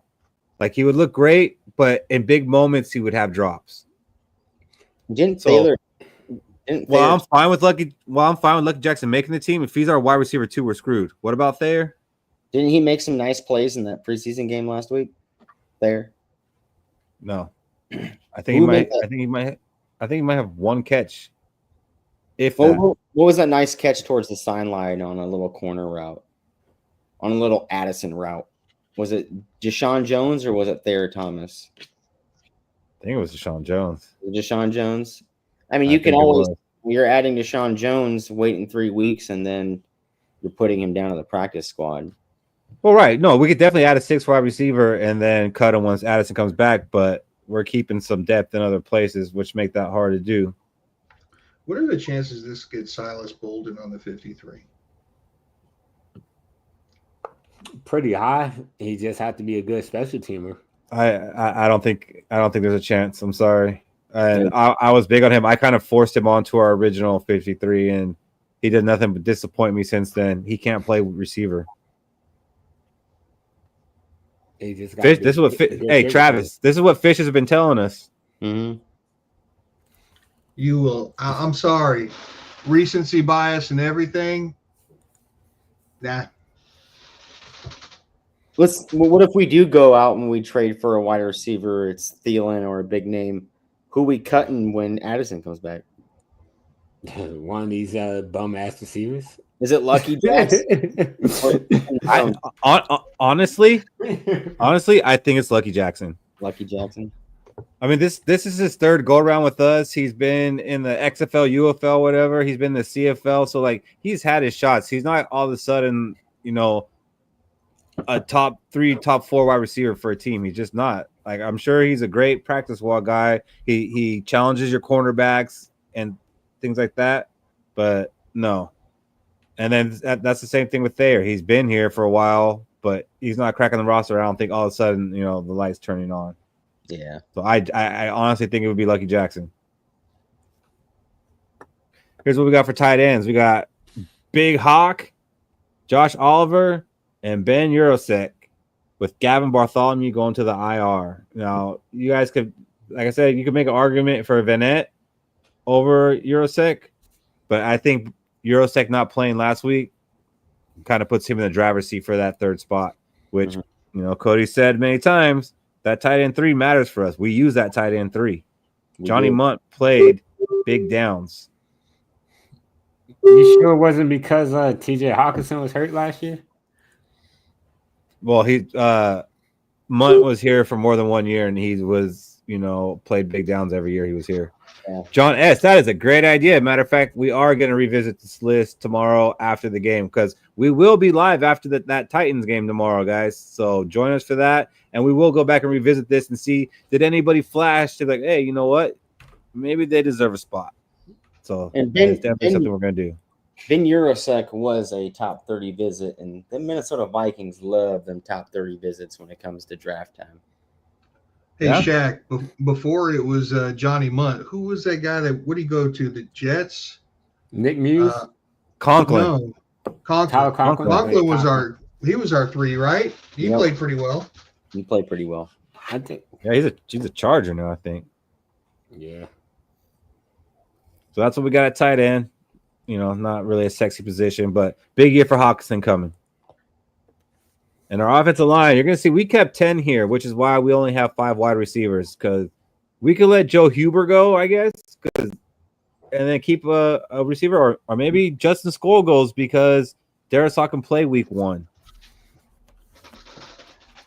Can we cut? But as of right now, Juergens is our backup center, and the only one we have because the other one we had broke his ankle. Shit, we're fucked. I got We're fucked. I think Come on, Cody, say it. I think Blake Brandel is going to be a piece of a trade asset for that wide receiver that we'll be picking up. Do it. I wouldn't be surprised, but I mean, Brandel's kind of high paid for a backup guard. He's like $3 million. And it will save 2026 on 2026 cap. But he's also versatile. He could play guard or tackle. That's the I thing. think That's why. Skill's the man out here. Yeah. We could definitely let Justin Skol go if Darisaw's ready to go week 1. But I think right now, they're going to want to keep all the depth they can. Like I said, we haven't had offensive line depth. We haven't had this before, so I don't think they want to let it go. And Joe Huber has showed some stuff, especially in that first game. I noticed he was picking up stunts, and like me and Shaq have mentioned this a lot. We haven't had guys that could do that. They look out of place. He's able to get around and make that move. So I would like to hang on to him. And I don't know if it was you, Fish, or Cody that said that someone's going to pick him up because there's always somebody looking for offensive linemen. So he might have to be a stash. Mm-hmm. Yeah, Cody thinks we might trade Brandel and part of the wide receiver package. Boyd says Skol cut. It really depends if Darisaw's 100% week 1. I know he's been ramping up. I know he's been doing 11-11. Logan Brown is not making the 53, Trevor. Whoever told you that Logan Brown's making the 53, Trevor, go ahead and unfriend them and block them and don't ever talk to them again. See you, Trev. Bad information. Or smoke their crack. Fish.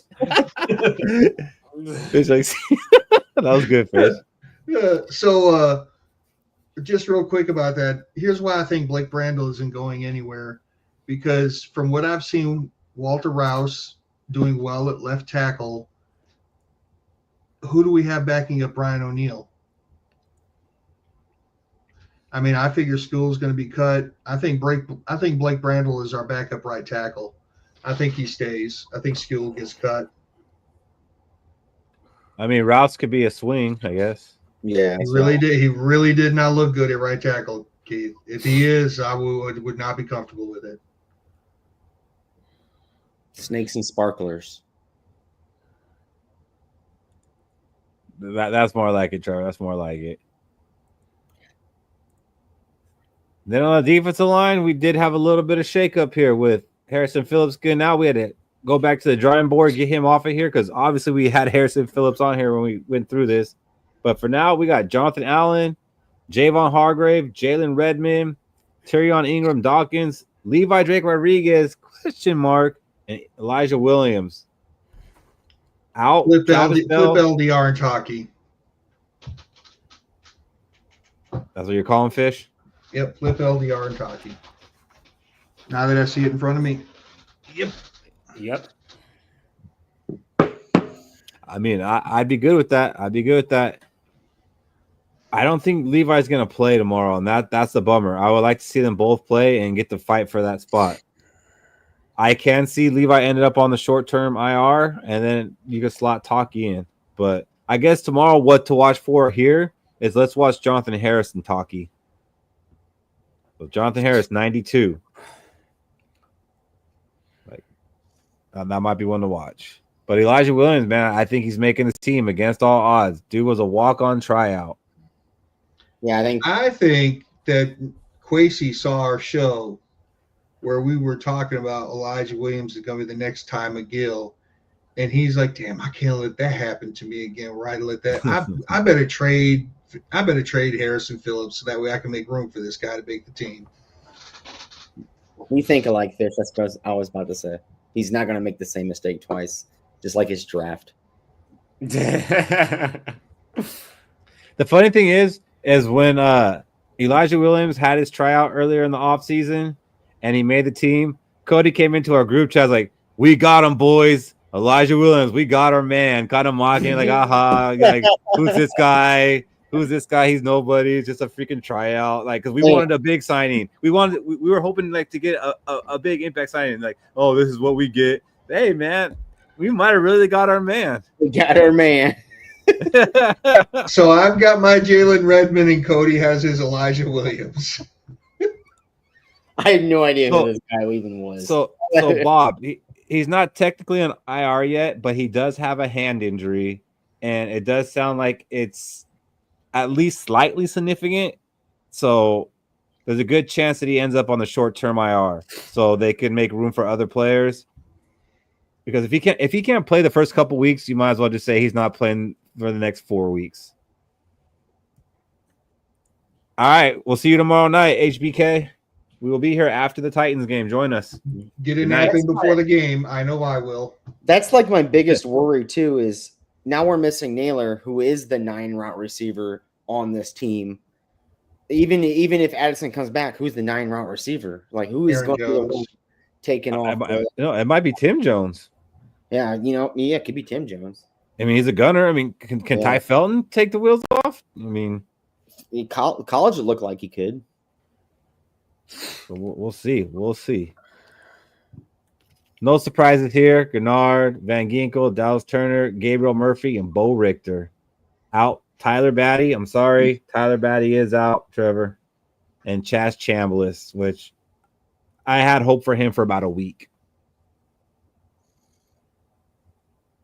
So I want to let Trevor get it out real quick.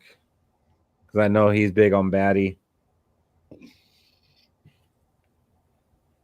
Going once, going twice, sold. All right, so that's going to be our outside linebacker edge room. No surprise.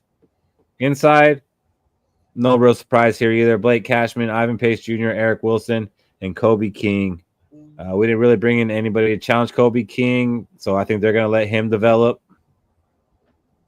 Hopefully we don't got to see a lot of him anyways. Hopefully he just gets to develop.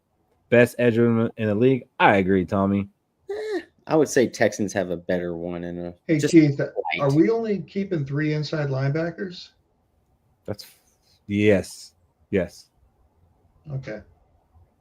See, then I like having our little inside stuff, but then I got to go back and like explain it because I'm like, what do you mean? There's 4 there. Michael Fish does not see Blake Cashman. He just doesn't. It's like John Cena. But he is the heart of that defense, so I like it. I like our linebackers. Ivan Pace, this is a contract year for him, I believe. So he's got to show, is he here for real? Or was he just kind of a little bit of a flash? Were we just impressed with him because of what he did as UDFA? He has to come out and be a legit playmaking linebacker this year. Yeah, he's got to learn not to be so small in the gaps in the hole. That's what she said. Yeah. Well, it is after 10 o'clock. I guess we can go there. Oh, late now. Sorry, that's that cut water here. Welcome to Skol Max. Oh boy! All right, here on Skol Max. Now we got to talk about a position that might really get cornerback. So I'm very confident in our cornerback 2, Isaiah Rodgers. Then we got Byron Murphy Jr., Jeff Okudah, who said has a foot injury. That could change things. That really could. If it's a serious foot injury, he might not make the roster. Mekhi Blackman, Zamiah Vaughn, and we got Dwight McLaughlin not making this roster because we're only going to keep 5 cornerbacks. He's going to make it. Akudah's out. I think McLaughlin goes to the practice squad, honestly. I think so too. This is a position to where you don't need to keep extra just because you think the rest of them aren't that good. It's a position. If you're not good, you're just not good. I mean, you're gonna find someone else in free agency that's out there. I don't think McLaughlin can make it to the practice squad this time around. I knew Tommy wasn't gonna like this one. I'm sorry, like Tommy. The only way I see McLaughlin making this roster is if, in fact, Jeff Okudah does not. Mm-hmm. And I don't know how I feel about that. I honestly don't, because we didn't really get to see too much of Okuda, and I can't shake the vision of Stephon Diggs shaking Okuda out of his draws during that practice. Like, now that's all I see when I hear the name Okuda. Oh, my foot! Oh, my foot! To be fair, that's pretty reasonable. What's that? I said, to be fair, that's pretty reasonable. It's really not. If you go, I don't know if you've seen the play. The man runs to the middle of the field while Diggs is going to the sideline.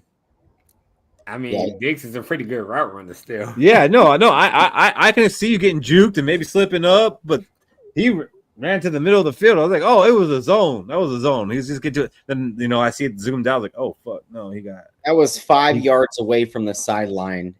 Just goes to show Jeff Okudah is not an outside cornerback. He can't even use the boundary to his advantage.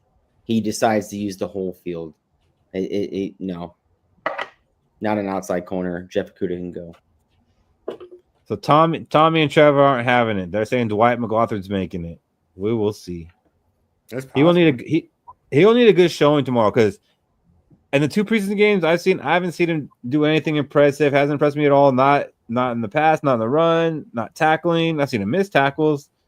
So he will need a solid showing tomorrow, and he'll need Darisaw to be 100% week 1. So maybe Skol gets cut, because I think all 5 of the guys we have listed are making the team. I think knew this one wasn't going to be popular. I knew this one was not going to be popular. I don't even like it, but I think Southern makes the team just because we're not keeping that many offensive linemen. Well, he can't make it because we're keeping that many offensive linemen. That's the problem. We got to cut one of those guys to make room for him. Yeah, I think we're trading Brandel. Then Cody's sticking to the Brandel. Brandel's gone. In Cody's mind, Brandel's gone. At safety, we got Harrison Smith, Josh Metellus, Theo Jackson, Jay Ward, and Tavier Thomas. I spelled Halassi's name wrong, but it doesn't matter because he's not gonna be working here anymore. What if he has another pick tomorrow night? That'd be cool for him. Maybe keep the ball.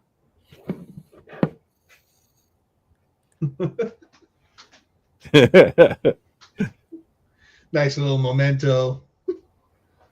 Yeah. Boy, I don't see Thomas getting cut. We signed him as a special teams ace. That's what he's going to do. Plays every phase of special teams. And safety does not play. If he plays, then we're screwed. And Jay Ward's going to make it because he's kind of learning to step into that Josh Metellus role.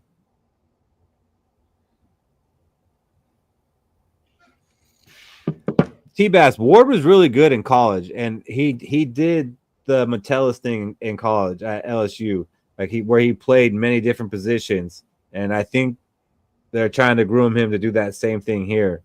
I don't know that he'd be a great strong or free safety every down, but he's a football player.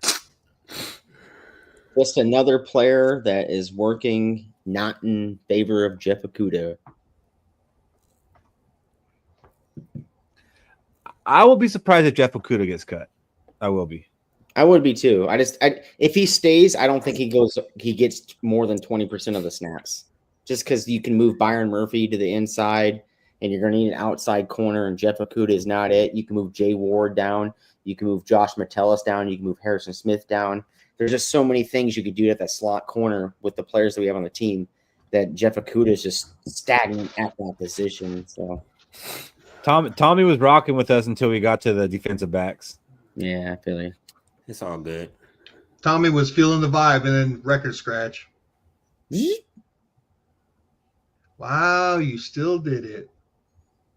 I mean, I couldn't get any support when I was begging for support. I was crying for help. I couldn't get any, so we kept Ryan right. I need more banana kicks.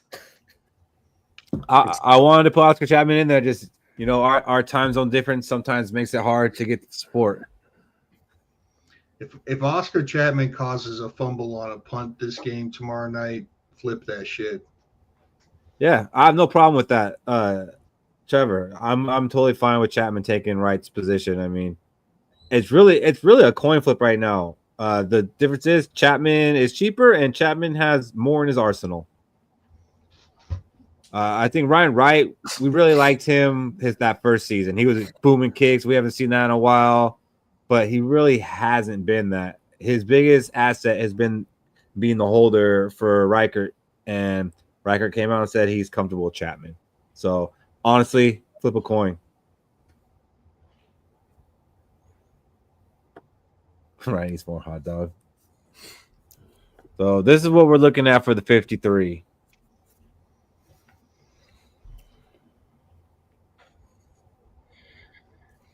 Not a bad list. Yeah, I mean, I would say at least 50 of these 53 we have on here make the roster. Mm-hmm. The only thing we're arguing over for starter wise is what's at punter. That's a good thing to have. Yeah.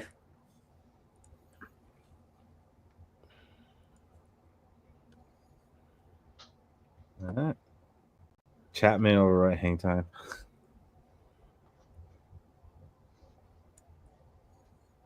I thought Cody was going to beat me to it. I was waiting for it.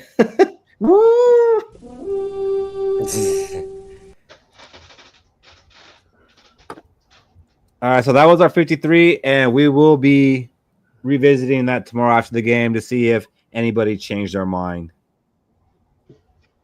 All right, let's go around the Gallahorn. Who's ready?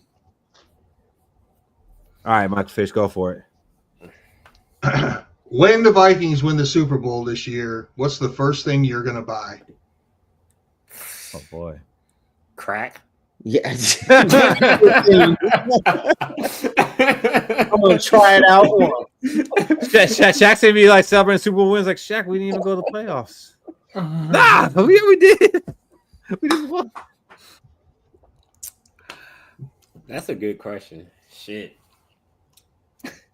I think I'll buy the you know how right after the Super Bowl the commercial plays, your team has just won the Super Bowl. Get all this memorabilia to remember the season.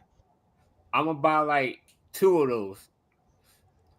One that I'm gonna watch and have that I could play with, and then the second one, once the first one get destroyed, that's when I could watch the second one. That's a good one, Shaq, and that's exactly what I was going to say, but I'm glad you said it because then I can use my backup. And that would be another plane ticket to Minnesota to be there for the parade. That's a good one, too. What about you, Cody? What are you going to go splurge on? I'm going to buy a direct replica, full diamond out Super Bowl ring. For the past 34 years of being a fan of this team, I'm a part of this fucking team, and I'm gonna wear that thing everywhere I go. That's the first. I'm gonna buy a Super Bowl ring and say, "Hey, 34 years, I've been a fan. It finally happened for us. I'll spend the money on it." That's about to be a card. Donate to JJ McCarthy statue. Yeah, man, we will start that GoFundMe. Yes. Yeah. And my answer is right there with you, Keith. The first thing I'd do is I'd reserve a hotel room so that way I could go to the parade. And we'll get to sleep together again.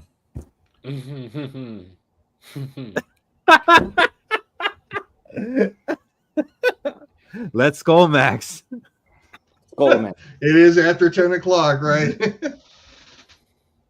Oh, Tommy, you crazy. You can't do that right now? All right. Well, I want to ask you guys mine. And mine is when you think about our cap space being, in a bad place next year and us, having a roster full of older guys that are kind of expensive, like, does that change your expectations for this year? Does it make them kind of unrealistic? Like, do you have higher expectations because, there's kind of a cliff after this season? Yes, we have to win. because even if we draft well next year, we can't expect several draft picks to just click and get it and be Super Bowl contenders right away again next year. We have to win because we're not going to be able to keep several of these guys. So yeah, it's either Super Bowl or probably won't be thinking Super Bowl again for another 2 or 3 years. And then on the other side, is like, are you not worried about that? Are you not worried about the cap? Like, you think we'll just be able to make it happen, or is it because of the situation we're in next year? Do we have to have higher expectations this year, Cody? No, I mean, I don't really care about what happens next year with the cap. I didn't think I had to have big expectations for this year because I'm looking at our quarterback. The kid's 22 years old. It's the first time we've ever drafted in the top 10. First time we ever drafted a quarterback in over a decade in the first round. I want to see how this plays out because eventually in the future, if he is good, it's going to play out very well. You're not going to draft a Patrick Mahomes where he comes in after his first year and the second year he wins a Super Bowl, throws for over 5,000 yards. Peyton Manning threw fucking 21 plus interceptions his first year, right? Troy Aikman went 1-11 as a quarterback his first year. Those are Hall of Fame quarterbacks. Mm-hmm. I don't really care as long as the end of the day, within the next 5 to 8 years. Remember my window I said a while back where we were at, where it was going to open. That's when I would want a Super Bowl, and that's when I would expect a Super Bowl. Right now, I'm looking at this JJ McCarthy experiment. I want to see how it goes. I want to grow with the kid. I want to see how he plays. If he goes fucking 9-8 this year, or 10-8 this year, 10-7, 9-8. I'm fine with it. If we miss the playoffs, I'm fine with it because I know we got a young quarterback. He's still projected good as a rookie because this is his rookie year at 9-8. If you go 9-8 as a rookie, you're going to be good. So that's my whole expectations. They haven't changed. It's always been the same. Would it be a Super Bowl? Be nice? Yeah, it'd be nice for everybody. But 9-8 will always be nice too with the rookie quarterback. So I mean, you kind of hit on part of this without me saying it. Was like, is there going to be too much expectations on JJ McCarthy because of that? Because we have this team that's going to fall off a cliff. Yeah, I've always been saying that. I've always been saying that the Vikings fans have a lot of expectations out of Jay McCarthy's first year. That's why I'm saying, like, my biggest worry is, does the fan base turn on McCarthy because he does not meet those expectations in his first year with a team that is built like this? So, like, I can't trust it. I don't like it. What about you, Shaq? What was the question again? Basically, do you have higher expectations for this year? Because, next year we have that salary cap issues, and we do have we did sign like a lot of aging guys. We're kind of like, a win now instead of a window. So, yeah, I'll say my expectations are higher because ever since we hired KOC, when he had his starting quarterback, the trajectory of the team was always going to be the playoffs. Like, no matter what, we was always going to seem to make the playoffs. It's just, can he win the playoff game to get us to the next level? Because I'm at a point where I don't even worry about the playoffs anymore. I mean, I don't worry about the regular season. I worry about the playoff wins. Because once we start winning the playoff wins, that's when we can say, okay, we're Super Bowl contenders. But right now, the regular season, we can win a couple games. We've been winning double-digit games at least, what was it, 2 times or 3 times out of KOC's tenure here? 3. If he would have had Kirk for the full season, we would probably make the playoffs every year with him. So I feel like KOC is getting better. The Vikings under KOC is always getting better. It's just, it's time for, it's unfortunate, but it's time for JJ McCarthy to take us to the next level and do what the Vikings have been trying to do for a long time. All right.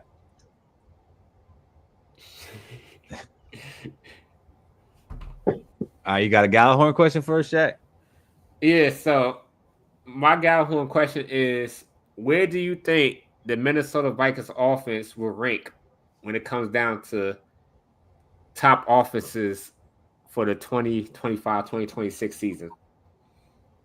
Total yardage. Right around 7th or 8th. Okay. I'm gonna go like 11 or 12, and I think that's fine. I think we'll be okay, but that's because I think our defense is gonna put us in good position, give us a lot of good field position, causing turnovers, making them punt deep in their own territory. I do think there's gonna be games where that we're gonna have to win 17-13 a couple times. So I'm gonna say around that 11 to 12 range as far as total yards. I got the Vikings offense sitting at around what Denver Broncos offense was ranking last year.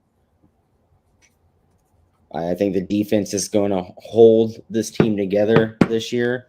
I think James McCarthy is going to have a successful year, but he's going to be around that Bo Nix level, but slightly better in his first year under this team. So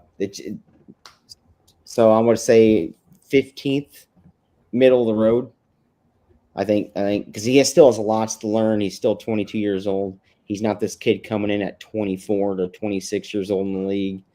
All right, so I'm going to say middle of the road. Defense carries this team. Okay. I like Denver. Michael Fish. 7th or 8th. Oh, you already said that, right? Yeah. I have more faith in this team than you guys. See, as soon as we have a wide receiver or two go down, y'all are just like, oh my God, we're going to be middle of the road. Oh my God, we're going to have the defense. Nah. I didn't even have a running say game. anything about the wide We're receiver. going to be throwing the ball. Man, we're going to be all over the place. This offense is going to be fire. We're going to be about 7th or 8th. North Series, I think it should be around there, if not even a little bit less than that, because we should be running the ball a lot more than we did last year. And we should be playing with shorter fields, which is why, Fish, I went with the yards. We might be top 3 in points, though. I'll tell you what, I will concede that if we do that, then you are right, sir, and I am wrong, and you're smart, and I'm stupid, and you know what you're talking about, and I don't. No. Let's not go there. Where do you got him, Shaq? So this might be a hot take, but I think we're going to have the number 1 offense next year. Fire. Yeah, you could have said that for the hot take, let's man. do our hot takes, everybody. That we have the next Patrick Mahomes. Number 1 offense next year. My God. Blowing teams out. Man, well, I swear we're not homers on here, but yeah, we might have the number 1 offense and the top 3 defense next year. That's all we're saying. That's Super Bowl. That's Super we're Bowl. saying. Exactly, Cody. That's Super Bowl. What you got, Horn Cody? So I got one, and it's for two new additions on the defensive line. Who's going to have the better year, Jonathan Allen or Javon Hart? Ooh, that's a good one. That's a really good one. I'm going to go with Jonathan Allen. Only because, I feel like Jonathan Allen makes more of the impact plays that could change the momentum of a game.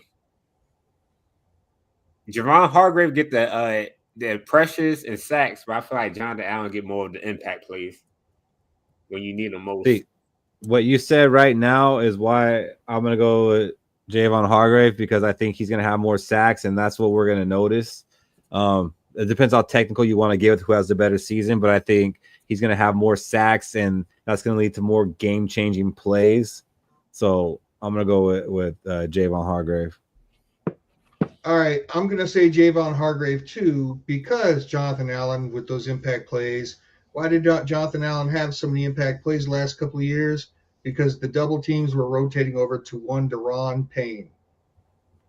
Now the double teams are going to rotate over to Jonathan Allen, so Javon Hargrave's going to have more one-on-one matchups. Logical.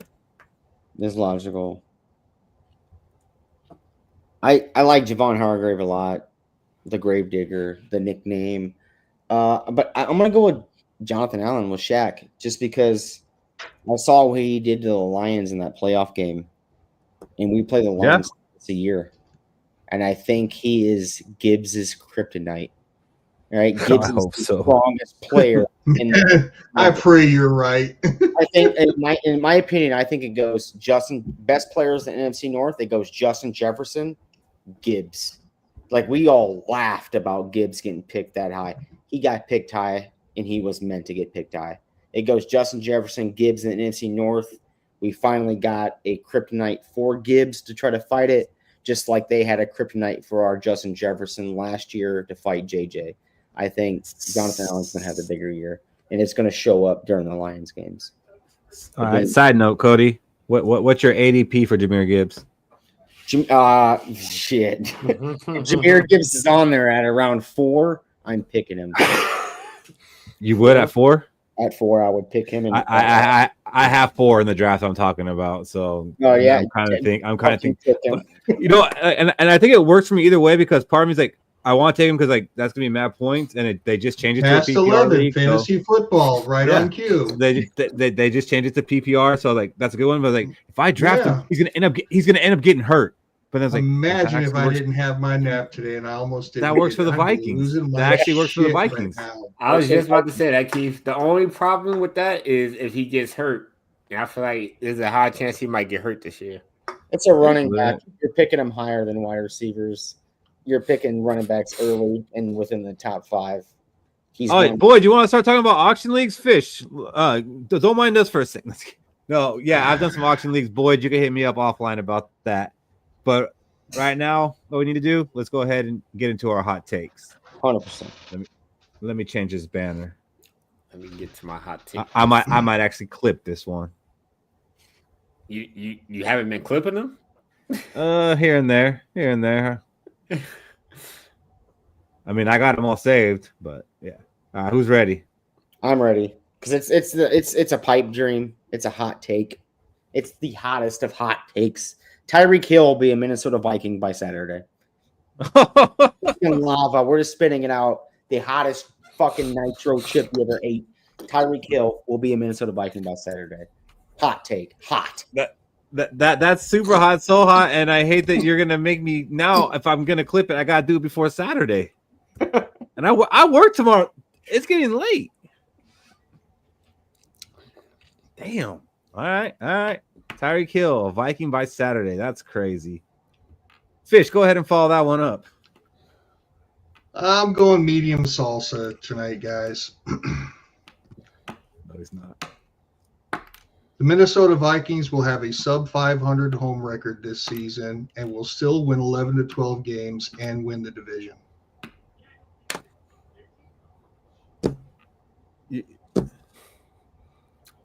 That's pretty hot. I don't like it, but I mean, the end result, I guess. Damn, Fish.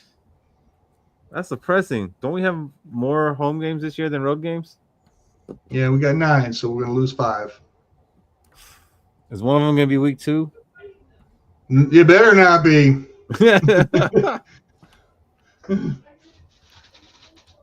Oh, man, that just brought the mood down. Damn it. Cody, I need you to say yours again and bring it back up. I like whatever fucking – I'm smoking with Tiger right now. Me and Unc, we're smoking that crap. Fish, I'm not saying – I mean, you got to still win 11 games. We win the division, right? So, I guess, we're a road team in that situation, which I think that bodes well, except we probably got a home game in the playoffs and we're under 500. I just look at our home opponents, and that's a hard road to hoe. No, you are right about that. The opponents. All right, Shaq, what do you got? Jeff Okudah will have a pick 6 against his former team. Which one? Yeah, you gotta be more specific. Oh, my bad. The Lions. Because we play the Falcons too, and you could have said he against one of them. Both of them, Shaq. One of them. I go Lions. Okay, I mean that's who I figured you meant, but we do play the Falcons, and that is his ex team. I forgot he No, played for the Falcons. that's gonna make my clip work that much harder. I have to get fish in there. Which one? All right. So mine is this. Last year, Patrick Jones had 7 sacks for the Vikings. This year, Dallas Turner will surpass that and have at least 7.5 sacks. It's pretty hot. I'm down with that. Mm-hmm. We should trade him. Say who? Oh, Patrick Jones. Shaq, after every time Patrick Jones got a sack last year, we should trade him. Him. After he what was he leading the league in sacks or whatever? He was leading the league in sacks. And Shaq's like, we should trade him right now in the aftercare. And I was like, for a 3rd round pick, we could have got a 3rd round pick probably. If Dallas Turner gets 8 sacks this year, is that a success? Yes. And Ginkle is gone. I will say it depends on how many snaps he got. I was thinking that too, Shaq. Well, you got to imagine, he's not going to get as much as Gennard or Van Ginkel. So if he's like 3rd, then yeah, that's a success. All right, I just opened up the chat. I just opened up the chat, and we gotta say hi to a couple people for a little bit. Cody's like, "Fuck you, stranger danger." What up, boys? Cool. Trevor, what's up, Trev? It's time to jump back on and tell Cody he'd be drinking them Bush Lights too much if he wants Tyreek Hill. Hey, T-Bass. Hey, would you want Tyreek Hill? No. I've dealt with Tyreek Hill. The dude got a ticket from me. I knew that was coming up. Hey, it's snakes and sparklers. It's not what you want. It's what the people want. You want a dude who breaks his kid's arm? That's fine. I want a Super Bowl. Not with Tyreek Hill. You need more than just a drama dude wide receiver who barely gets anywhere. So you like Adrian Peterson? Who? AP. The dude who disciplined his child, not broke his arm. I mean, there's a difference in the cop world, and you should know that, Cody. But I mean, maybe we went to 2 different trainings. Or Kobe. Kobe Bryant, who's no longer with us. That's fine. Cody. Yeah, Cody diving deep now. It's an allegation. What's up? Hey, guys. Hey, everybody's freaking out about this wide receiver situation in the first 3 games. To me, every team throughout the year will go through a stretch with injuries and stuff. You got to be like Gunny Hightower, adapt and overcome. It's really easy. First 3 games, you're short on wide receivers. You got a new running back that's supposedly a bulldozer, correct? Mm-hmm. Correct? Mm-hmm. Okay, you got a new offensive line that's going to be able to run the ball. It's really good, right? Correct? Mm-hmm. And you have a Brian Flores defense that's supposed to be really dominant, correct? Mm-hmm. Mm-hmm. So it's simple. Like cut of your jib. You're at the beginning of the year. Your running backs are fresh. You run that bulldozer to just run the shit out of them and depend on your defense and win a couple 13 to 10 games. And then after week 3, Addison's back, Naylor's probably back, and you just have to run the ball. T-Bass, I don't disagree with you, but we also did that with Adrian Peterson when they stacked 9 in a box, and Mason and Jones is not Adrian Peterson and cannot get away from 9 in a box like he did. So again, adjust and overcome. They stacked 9 in the box. Them Vikings teams didn't have a Justin Jefferson. But I'm gonna fight you on this. You said during the year teams overcome these things. We're at the start of the year, and that's better to me, I think, because everybody's fresh. You can run the shit out of Mason and then give Jones his starts. Use the son of a bitch up the first 3 games. But You just have to adapt and overcome. The first 5 games is theoretically our softest part of the schedule. Like, we have to win. We can't just like, oh, we'll just run them over like in 1974 and play hard nosed defense. Why not? Because it's not the same league. The game doesn't work that way anymore. It would probably worked be the pretty best well way for the us to Eagles win last year, week one. didn't it? It worked Not pretty when you well got for the AJ Eagles. Brown and everybody else they got. Yeah, the You Eagles got 2 wide receivers on that team, plus a running with Saquon Barkley, who is leaps and bounds better than our running backs. Eagles and the Vikings is 2 different teams. You but the Vikings are playing easy teams they should destroy. So I mean, it's just I just think people are freaking out about this wide receiver. Another thing, you got 3 nobody's games mentioning you got to worry about not having a wide receiver. That's the biggest thing we got here. Nobody's mentioning why are we in this position? Because Addison was a dumbass. Because Addison was a dumbass and got suspended. Nobody's mentioned that. I mention this every week at the when we sign off. Yeah.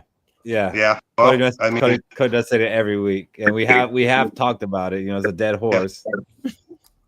Well, I didn't hear him mentioned tonight. Everything. That's fine. That's fine. But you know, that's the bottom line: is he was a dumbass. So I personally think they can win the first 3 games and then get your players back by doing that. I do. I mean, it's just, will KOC do that?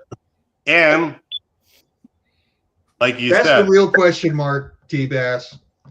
Will KOC adjust to a run-heavy offense based on his personnel? Yeah, I mean, that's the question. And then And the when answer is no. when and if they stack the line with 9 people, you have Justin Jefferson still. And who else? But I mean, that's one thing the Vikings didn't have. But I mean, when they double team Justin Jefferson and there's nothing there, like T-Bass, I agree. I'm not disagreeing with you, but I'll poke holes in your game all day long. You can't say, we got Justin Jefferson. Okay, they double up with a safety and a cornerback. Now Justin Jefferson's gone. Okay, now they got Hawkinson. Oh, now your free safety and a linebacker is doubling up on him. You can't just say 9 in the box and run the ball with one guy. Okay. We need at least 2, and we've shown it. We've shown it. So Chris as Carter, Justin Jefferson, Randy Moss, Robert Smith. That was the 3 we needed. Has Justin Jefferson been single covered or double covered most of his career? Who? Double covered. Most of his career has Justin Jefferson been in single coverage or double coverage. He still puts up numbers. I'm saying he's been in double coverage almost his entire career, and he's put in numbers. So I'm poking holes in your theory too.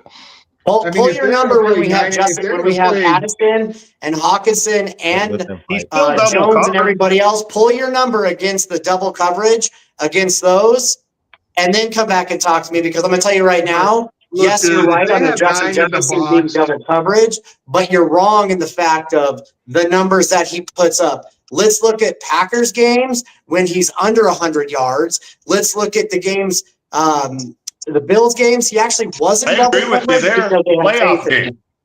Hey, Trevor, if they've got 9, Trev, if they've got 9 in the box and TJ Hawkinson cannot run by whoever's on him, then the problem's Hawkinson.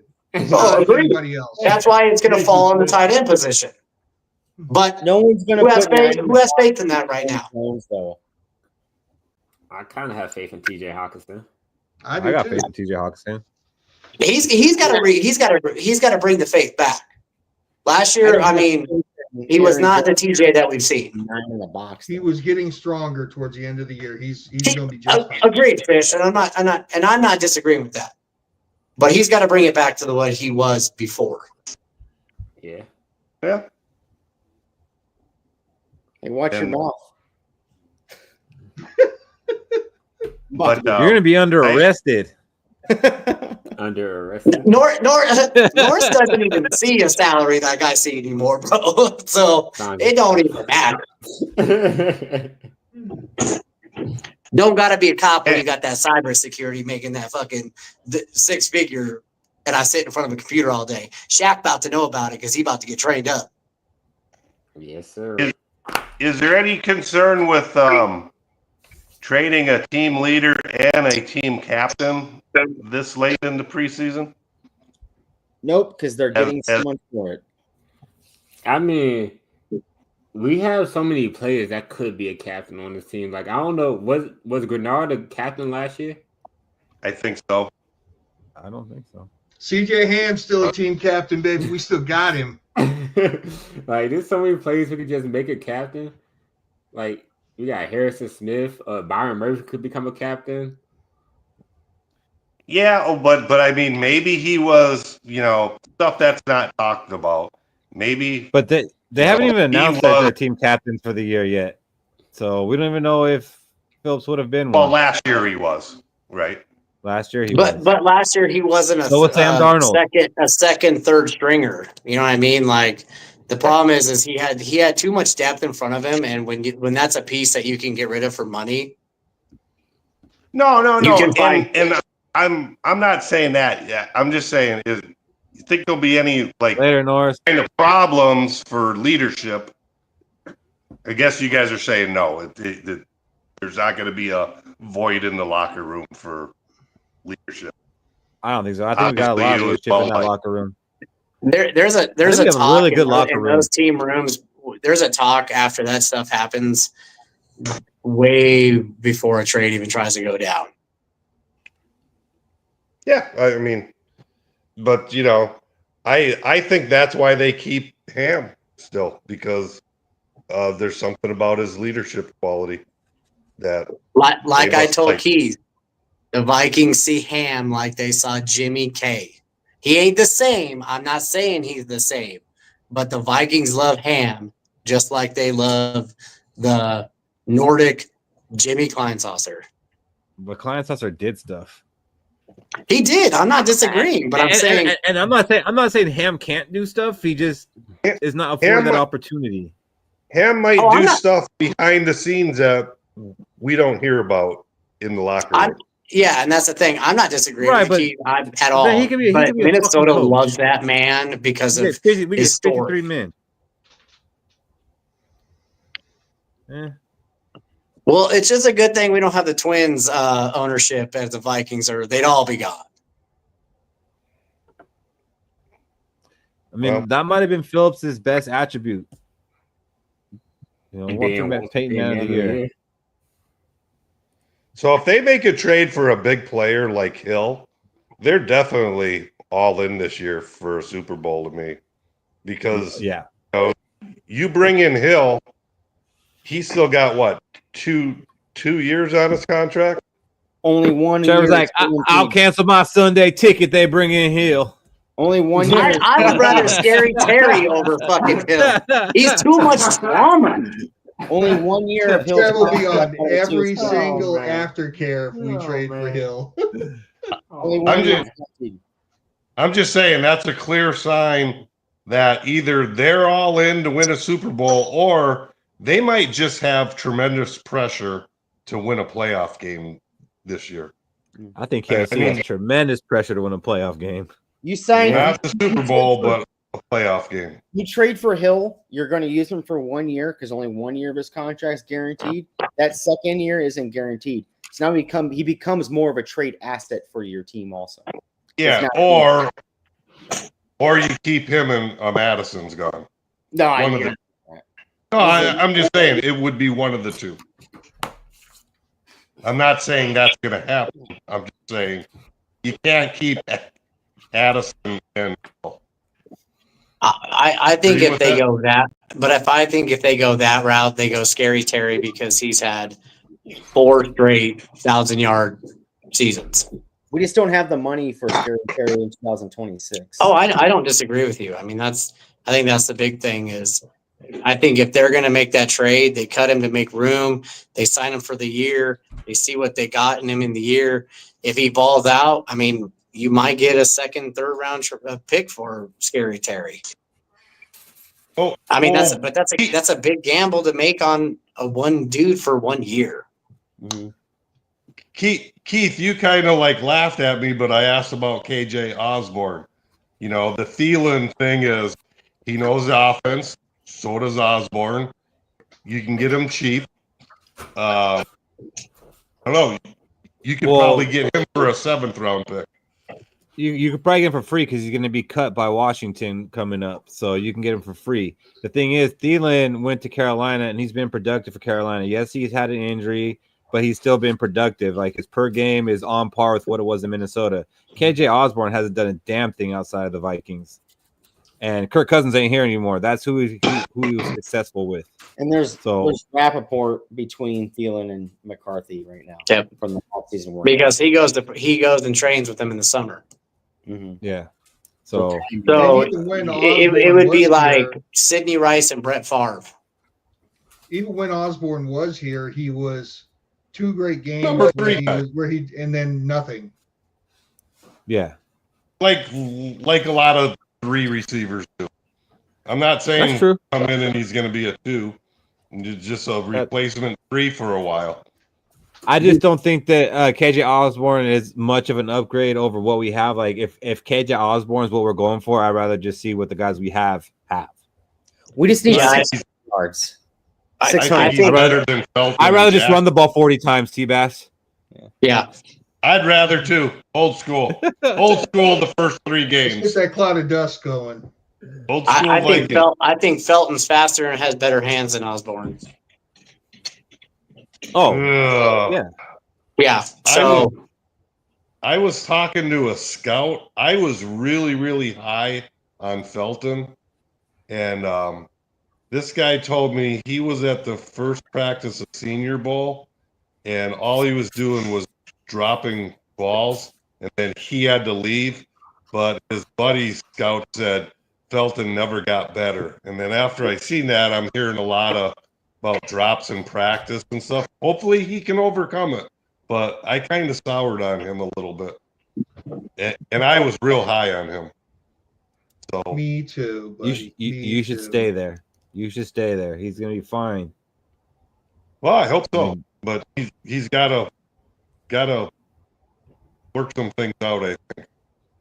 Fish, he is the savior of this wide receiver crisis. Okay? He's a savior of this wide receiver crisis. Well, Felton or bust. I watched him in college, and college and the pros are 2 different animals, but he was really good. He was really good in the open field, breaking tackles. Yeah. I mean, he's one of the leaders in yards after catch. So, and that's something that we haven't really had. So, like, he's able to catch the ball, make a move, make somebody miss, and get 5-6 more yards. That's why Felton needs to be a short yard back. That's it. Or wide receiver. That's it. Sure. Well, I'm hoping they kind of used him a little bit like the Chiefs used Worthy. Yes, I know Worthy's a lot faster than him, but get him out in the open and jet sweeps, little quick hitters and things in motion. I think they can use them like that from day one. But we'll see. I wish we got Sky Moore. No. Yeah. Talk about Sky Moore is trash. The only thing Sky Moore should have been used on was kick returns and punt returns. I wish, and this is huge hindsight, I loved him in 2022, and he was sitting there in the 5th round, but that kid from Princeton that the Bengals picked up, I can't pronounce his name. He's a wide receiver. Oh, Isovius or whatever. Yeah. Yeah. He was sitting there at 5. I loved him, and he's the Bengals 3 guy now. They could have got him in the 5th. We need a 9 receiver. Well, there's a guy to look at if the Bengals are willing to part with him, because I still like it a lot. I think they like him, but that Mitchell Tinsley's like kind of showing some stuff. But I think they keep them both. Yeah, I looked at their depth chart. They have him listed as the number 3 receiver, but yeah, he was there in the 5th round. What the hell's that? Bengals got him in the 6th, but just another kick in the ass of that 2020 draft. So y'all think Chandler's going to get cut and they're going to keep that other kid? Gone. Yeah. I wouldn't be surprised if Chandler doesn't even suit up tomorrow. Because you can. I know you'll be watching that game tomorrow, T-Bass. Some preseason football. I don't know. I'll see what I'm doing. I'm excited to see the virtual measurement again. That's the virtual measurement that they didn't even show us.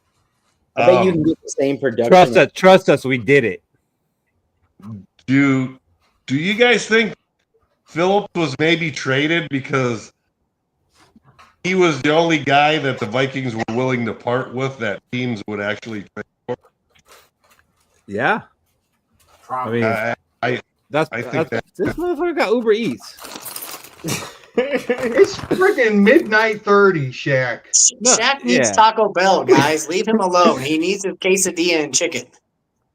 You know what? And there was two bags of it. On that note, guys, I'm gonna go ahead and wrap this up because it is 9:30 right now, and I do work tomorrow. Everybody. See you guys later. I'm gonna give everybody a chance to get their last words at T. Oh, okay, T-Bass, those are good last words. Trevor, hit us with some knowledge before we get out of here. Chaz makes the 53. He's gonna surprise everybody tomorrow. He might have had a down game last game. He gonna make the 53. Hey, Chaz, you and me were right on Bo Richter. I'm gonna be right on Chaz. Hey, I was rooting for Chaz. I was hyping him up after the first Me, I know. But I know. I got a little hope for that man. Well, we'll see. He better ball out tomorrow. Maybe they try him at middle linebacker and give him a chance to beat out Kobe King. What do you got, Shaq? Before you scarf that down. Taco Bell and beef burritos. Did we already do hot takes? Oh, we already did the hot takes. No. Yeah. We are Whiskey Sour Shack. We are closing shop right now. This is what I said. Thanks everybody for joining us tonight. You know, we're 2 weeks away from NFL games where they actually mean something. You know, you can still leave a like. You can still comment on YouTube and Facebook. Also, if you're feeling real generous, you can donate to Let's Go on Cash App, or you can click the little dollar sign on YouTube and send money that way. We would greatly appreciate any donations that come this way. Let's go. It helps Cody's Bush Fund app. My Bush Light Fund. Or Bush Light Fund, yeah. What do you got, Michael Fish? For Vikings fans, by Vikings fans, you're watching the best Vikings podcast on the air right now. Thanks for joining us, Trav. Miss you, buddy. The real big dub. Last week of fake football, real football's around the corner, 3 weeks away from the home, where me and these three guys right here, we're going to get together and party it up in Minnesota. Keith, somebody mentioned last week about doing like a vlog. I'm thinking that maybe doing some live runs like on the trip, just doing some live stuff might not be a bad idea. We'll talk about it. We can do it. Yeah. Other than that, let's go, baby. All right, let's go, Cody. Let's go. All right, it's Thursday. Everybody knows the weekend's coming right around the corner. Don't do nothing stupid to the point you're going to miss 3 weeks of your job. Right?